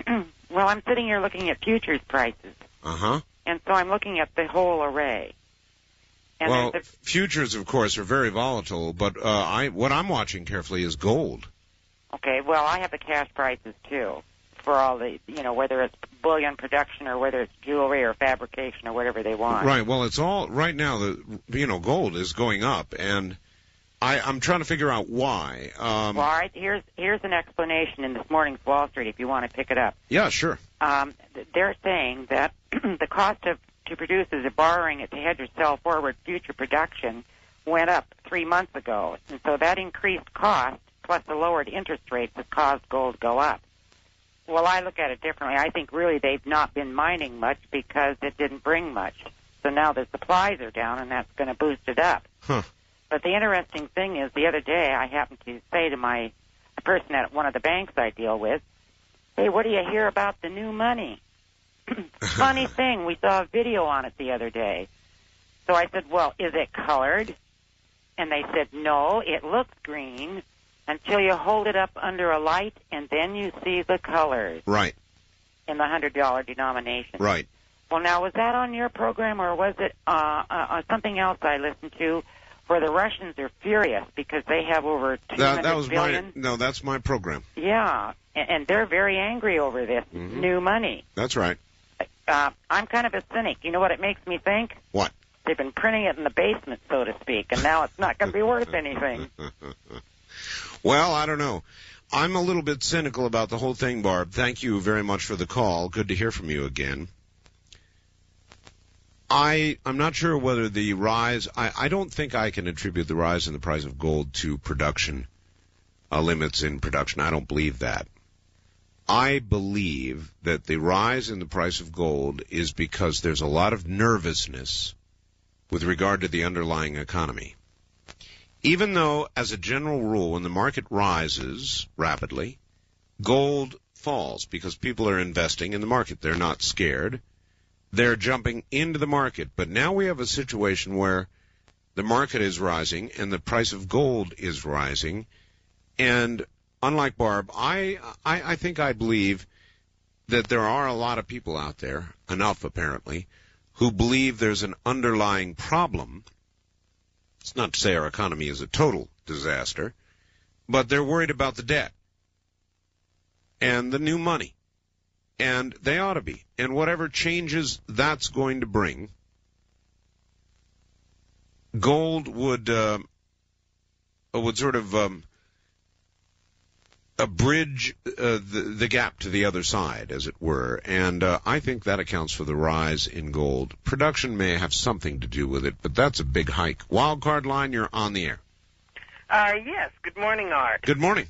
On the Forbes, a couple of nights ago, I was listening to one of the talk shows on television, and they were talking with him, and he said that there's a $10,000 deduction for each parent and then a $5,000 deduction for each child.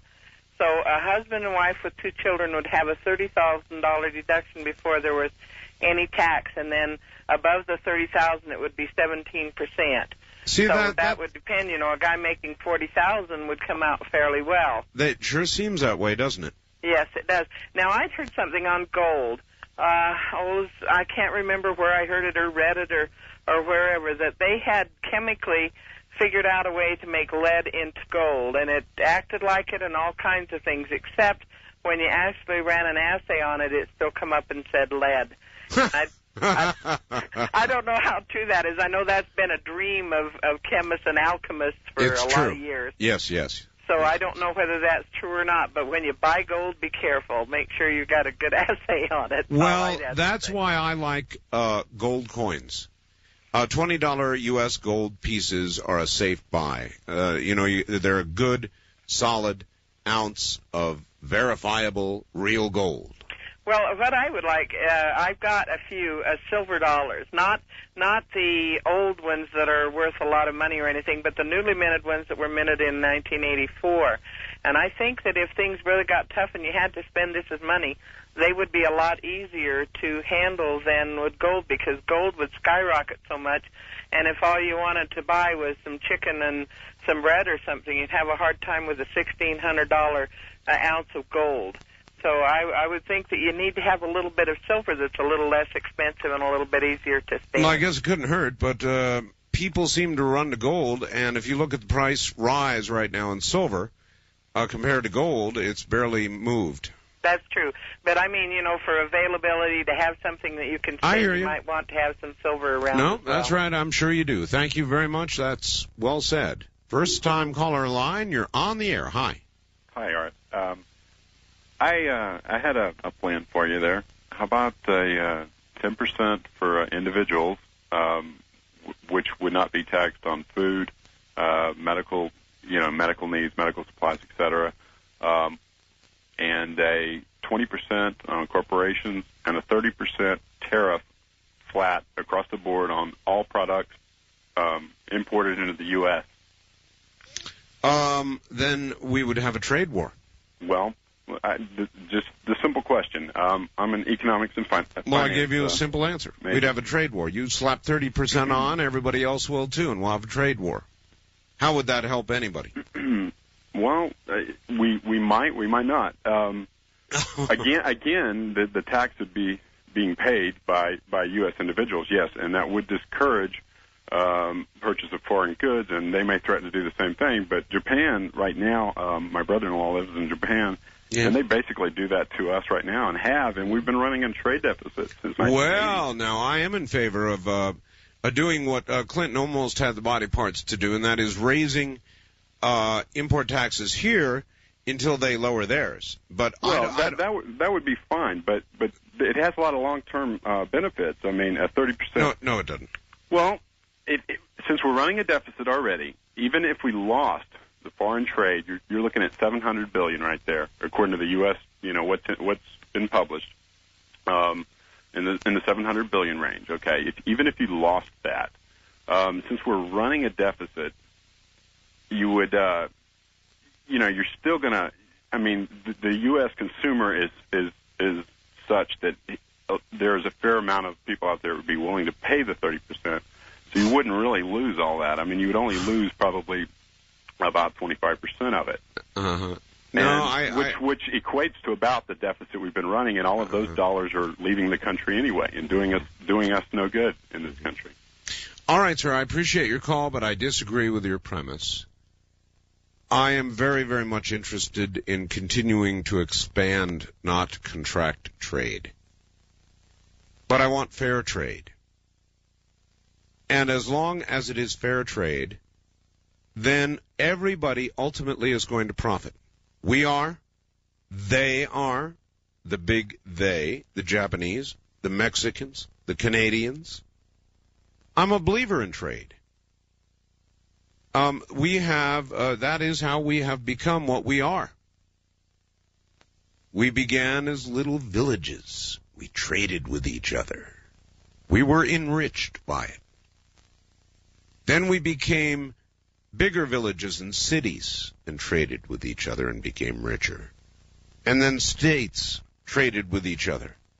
Then international trade came along. And slowly the standard of living in the world rose.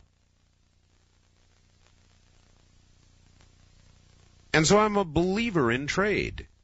Now, the Japanese don't play fair, and so if I was president of the U.S., I would have gone and done what the president threatened to do but didn't have the right body parts to do. He should have raised the tariffs until they cried, Uncle Sam. Then we'd have fair trade, free trade. Everybody'd be richer. Well, this is a good time. Look, North American trading sells gold coins for the most part, silver as well, but mostly gold. And I've been preaching about the new money, about the economy, about the price of gold for a long time now. Now, all of a sudden, the people that took my advice are significantly richer because the price of gold has gone up. You're making money, aren't you? Well, I'd bet that it's going to go up more. It's a bet. It's an investment. But gold is a pretty safe bet, you know?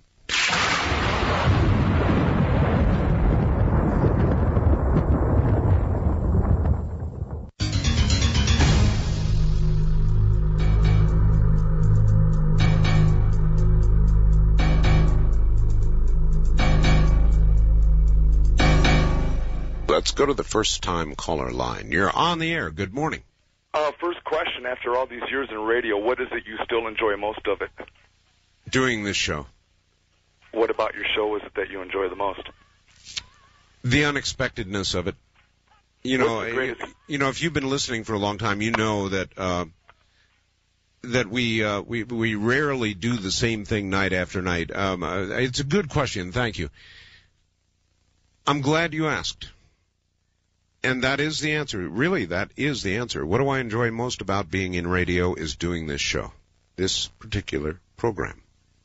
I love it because it is never the same. Now, this morning we're in a broad discussion about the flat tax and Forbes and politics, but we as easily could be off onto something totally different, and it varies day to day to day, and I am absolutely more than ever convinced, particularly after this last round of surveys that have come in, that a broader scope in talk radio is being well received by the American public. Now, there are many times that it is appropriate to talk about the government, or to talk about tax, or to talk about the presidential race. But to do so day after day after day relentlessly, or to even be bashing the Clintons relentlessly day after day after day, is not only... Well, to me, it's boring. All right? If Bill Clinton does something that drives me up a tree, I'll come after him that day. If he does something I agree with, fairly rare, I'll say so. Otherwise, I'll leave it alone, and there are other things in life, some of them more important, frankly, than the machinations of the day's politics, and so I talk about them on this program. And that's what I love about it. The fact that I've been able to do it and that it is being accepted and that hopefully it will drive other talk show hosts around the country to realize they don't have to be Rush Limbaugh bots and follow in his little footsteps Bigfoot steps, and talk about nothing but politics day after day after day. If there is anything, right now, talk radio is the number one format in the nation. And if it doesn't change, it will not hold on to that mantle. It will lose it. And the change is, people became enlightened and said, my gosh, we can talk about these things on the air. And now they've discovered programs like this where even other aspects of life can be discussed on the air. And it's working. So what do I like about it? I like doing it. I like this free form of talk radio. I like unscreened calls. I like the unexpected. So that's the answer. First time caller line, you're on the air.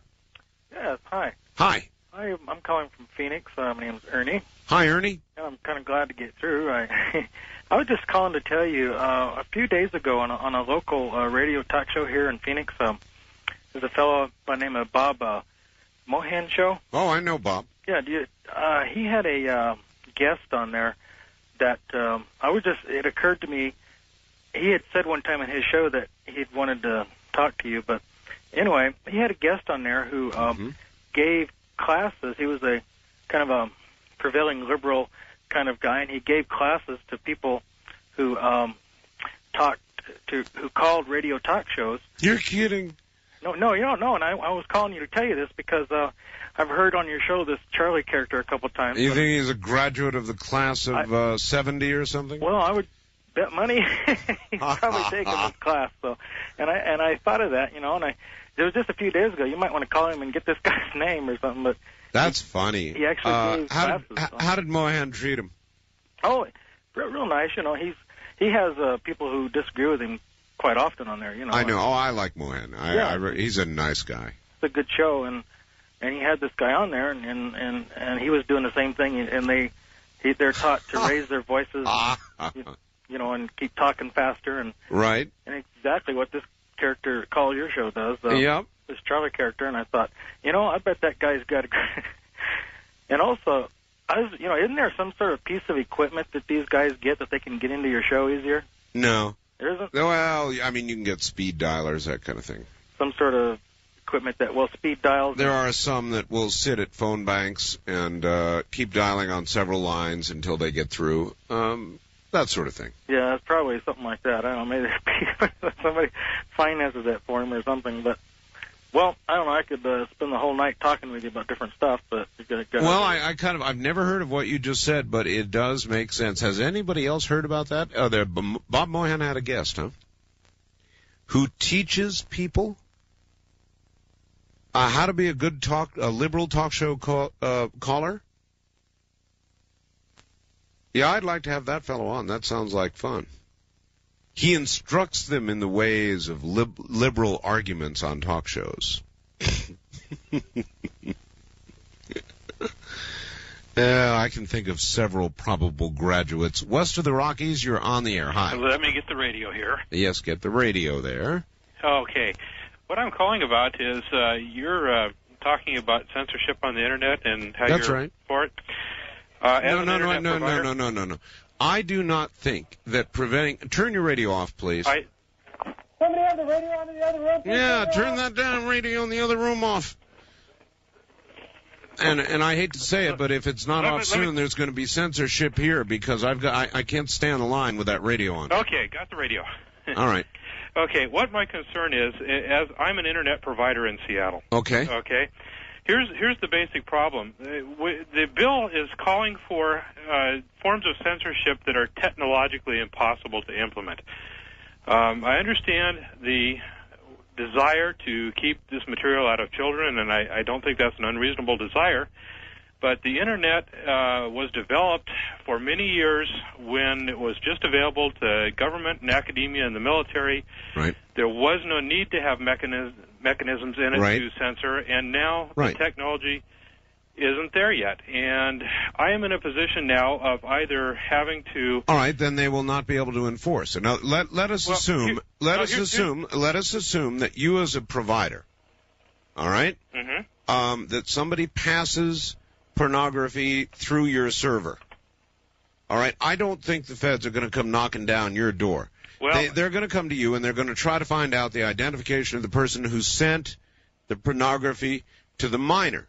And you may be responsible for providing that. If the bill was written such that it was just the provider of information, then I wouldn't have a problem with it, but in fact it's not. It very specifically puts the burden of censoring on the carrier, and there's things like IRC, Internet Relay Chat, you're aware of that. They have a channel dedicated to you. Yes, sir, but as you pointed out, it's technologically impossible. Exactly, so I'm at risk of going... They cannot, no, you're not at risk.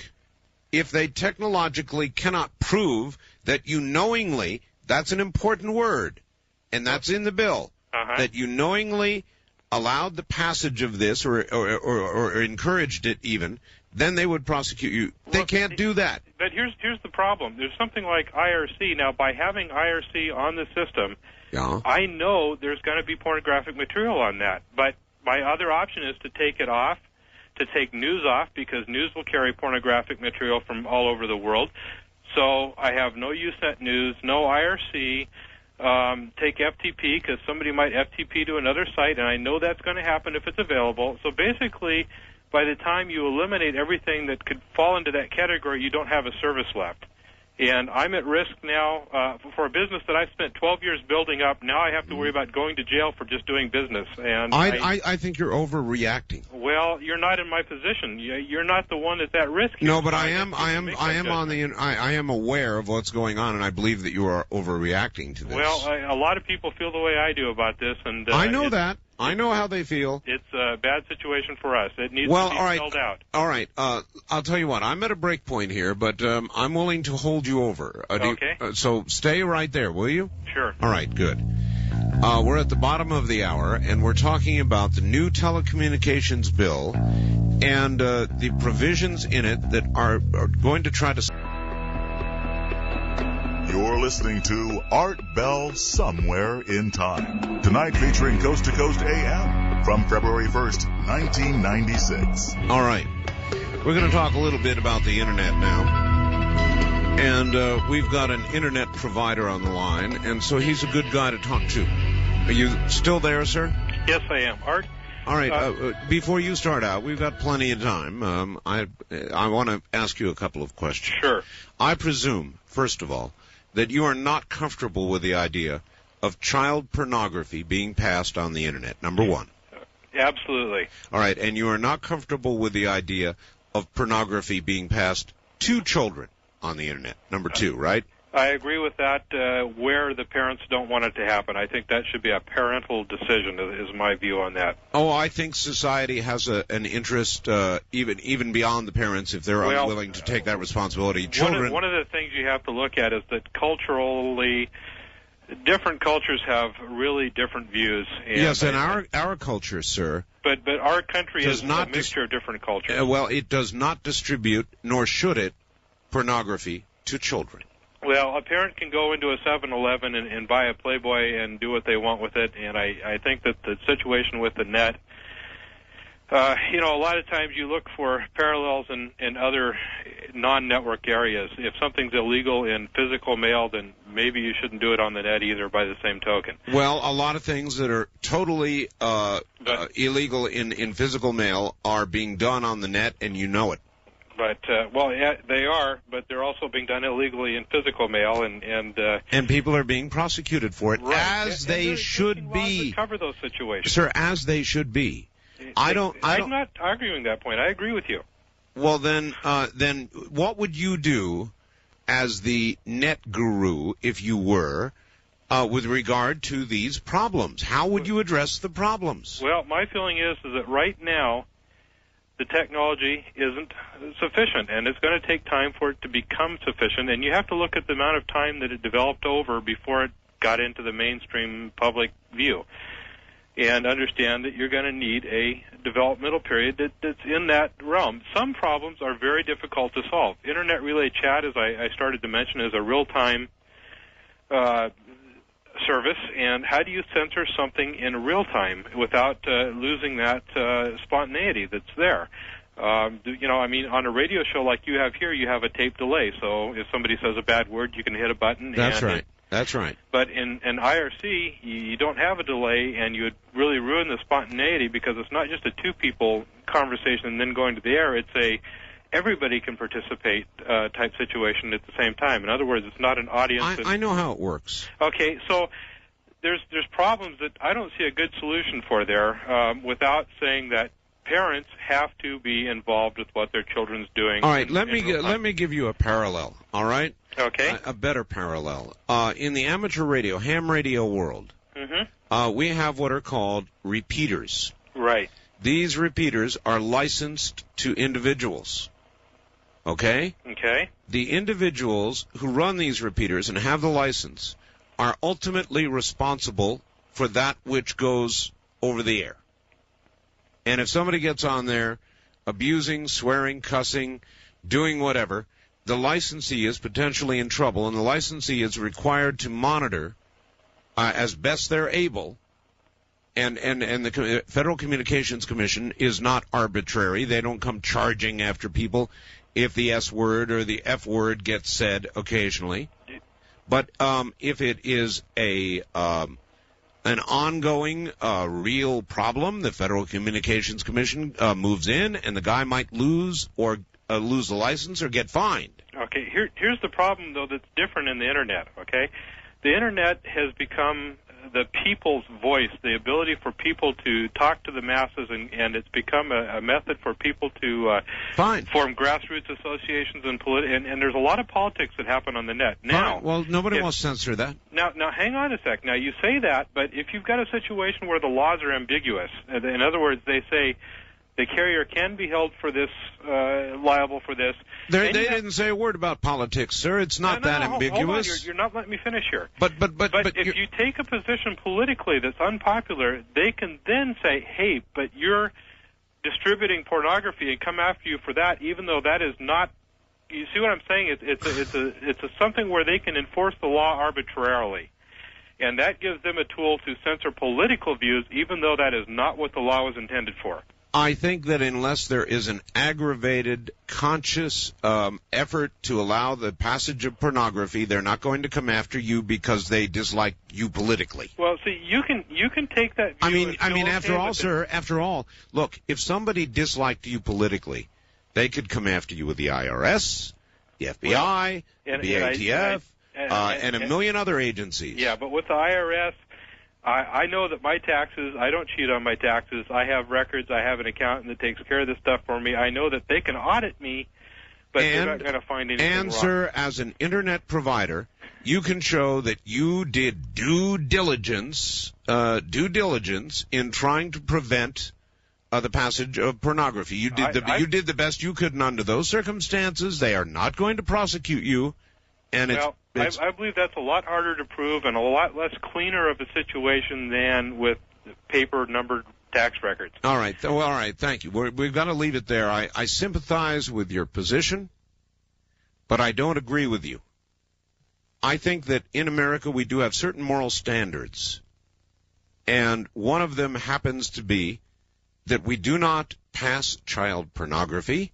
It is against the law to do so through the mails, and should be against the law to do so over the Internet. We do not pass pornography to children, and I think it ought to be against the law to do so. I don't have a problem with it. Now, I realize a lot of people on the Internet are very libertarian-minded. All of the surveys that are done show Harry Browne to be the favorite candidate of those on the Internet. He is an aspiring libertarian a presidential nominee, and that's fine. But I disagree, and there is some regulation that is needed. I don't want to pass around child porn, and I don't want it passed to children. And I'm adamant about that. And as we regulate the mails, as we regulate amateur radio, as we regulate broadcasting in the mass media, so then we should regulate the Internet, and laws should apply there just as they do everywhere else. I don't have a problem with it.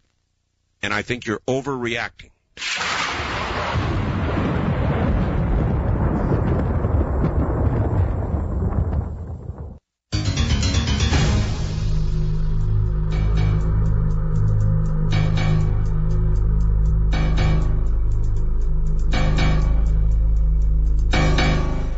Wild Card Line, you're on the air. Hello, Art. This Hello. is Mark here from KHVH in Honolulu. Hi, Mark. How you doing tonight? Okay.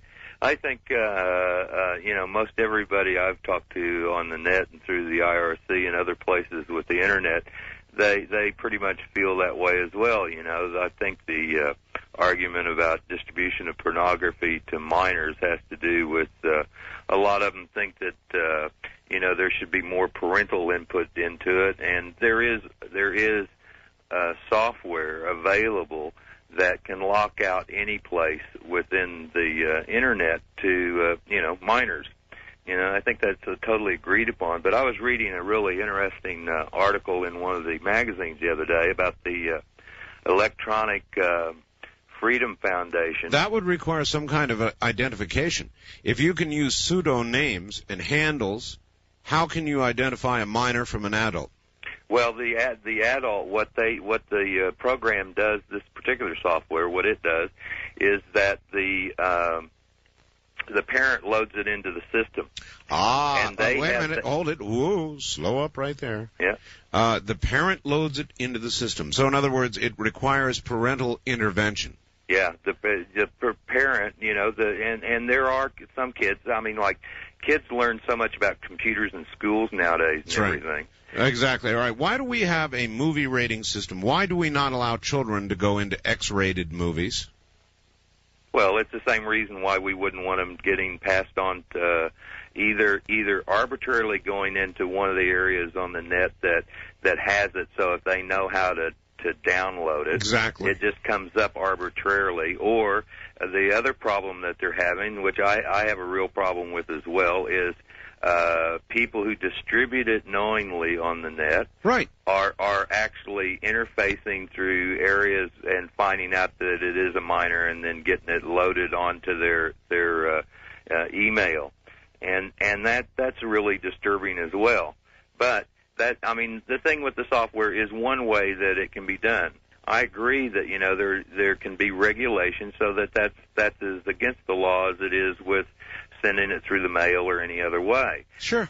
And it causes a big problem with us on the Internet because the majority of the net are really responsible net citizens and community citizens. That's right. Almost on every place that I've been on. Well, these responsible net citizens will have nothing to fear from a law that prevents the passage of porn to children. Yeah, I agree with that. And the thing about it, though, is and wait a minute, it goes beyond that, sir. It is a conscious distribution of porn to children or intentional.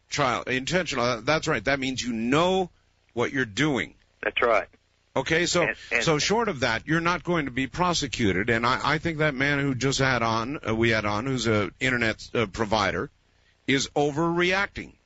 Possibly so, but the thing about it is I've read a lot about this particular bill that's been going through, and there's a lot of discussion about it on the net, and the actual bill itself is up on the net, and the full thing.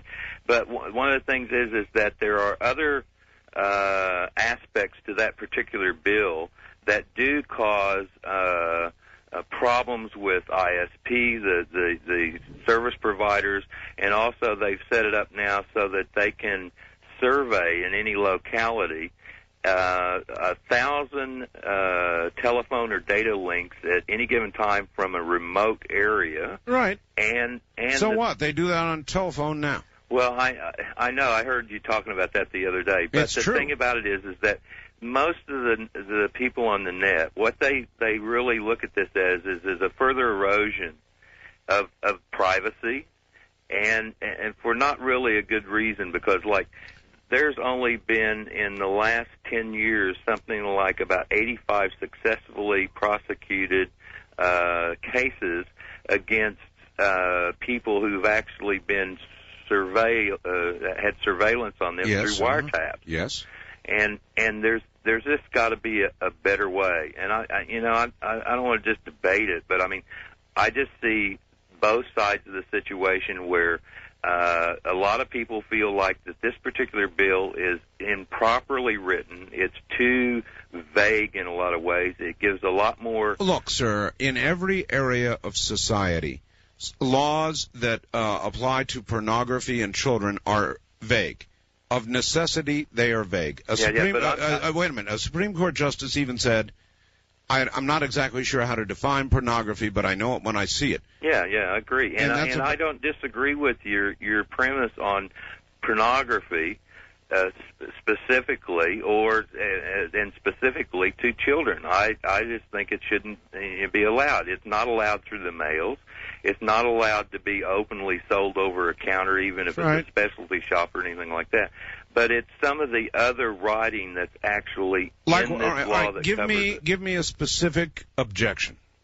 Well, one of the things is that the U.S. government has made in this deal a deal with the telecommunications companies to give them $1 billion of taxpayers' money to be able to go back through their systems, because all telephoning now is really computerized. Yes. Mm-hmm. So they've given them that money. They're going to give them that money. They haven't done it yet because it hasn't been appropriated yet. The money hasn't. But they are setting it up so that they would have to go back at the average citizen's expense to be able to put the programming into their computerized telephoning systems to be able to have all of these wiretap systems, which includes the whole of the Internet, because it is connections of computers and servers. All right, well, over yes, the world. but it is merely, all right, thank you. It is merely an extension of, for example, what the Federal Communications Commission does now with broadcasting. They monitor broadcasting. Telephones are monitored for certain things, and of necessity, eventually, digital communications are going to have to be monitored for certain things. We don't want people planning bombs and planning crimes on the Internet. You know, let us go back to the original definition of freedom, all right? Freedom means that you are free within certain limits, and there are limits. Like everything else, there are limits to freedom. You are free to do this and or that, but you're not free to distribute child pornography. You're not free to plan or conspire a crime. And so the Internet is going to have to be watched as telephones are watched, as the mails are watched, to the degree that things that we as a society do not want to go on don't go on. Or if they do, they're stopped. So it is logical to me, and I understand that the law is of necessity kind of vague, and that ends up scaring a lot of people. But I don't think the Internet police are going to be closing in on some poor little guy running a server or running a Internet access, and something slips through. It's like every now and then, even on this program, I've had a word over the years, the S word, probably the F word, although I don't think so. I think I've caught them. But, you know, every now and then it happens. And the commission looks at that. They went after Howard Stern. Why? Because it was a daily diet of objectionable material, what a lot of people consider to be objectionable material. Day after day after day. Intentional, repetitive, and to many people who wrote in and complained, so they went after him. And it's going to be kind of that way on the Internet. If an occasional word slips, they're not going to come tearing into your house. But if you are a provider which specializes in the passing of pornography, well then yes, they might come after you if you're distributing knowingly to children or distributing child pornography to adults. I don't think that encompasses freedom. First time caller line, you're on the air. Yeah, it's not what I want to talk about, but I believe what the Internet provider was concerned about is possibly that another area like the seizure laws, where they can... I understand that they would somehow be politically unhappy with him, so they would wait and they would lurk and wait until one piece of porn came across his server and come in and get him, right? Yeah, well, the seizure laws, they don't even have to convict you. They can just go take things. Uh-huh. And you have to prove your innocence. But anyway, what I wanted to talk about was the currency. And all they're doing with the currency is providing us with something that's not easily counterfeitable. Well, that is, of course, what they say. Sir, we're so short on time here, I'm going to try and grab one more quick call. Wildcard line, you're on the air with very little time. Hello. Good morning, Mr. Bell. This is Jess in San Diego on Kogo. Yes, sir. The mighty KOGO 600 San Diego. Hot talk. Yes, sir. Well, I don't have enough time to really talk about what I wanted to talk about. You do have enough time, though, to get the grand honor awarded each night to only one person. You know what it is? Yes, sir. Let her fly. Good night, America. So well trained this audience is. Thank you all very much from the now drier high desert. Good night, America. Thank you for tuning in to Archive Obscura. Please like and subscribe.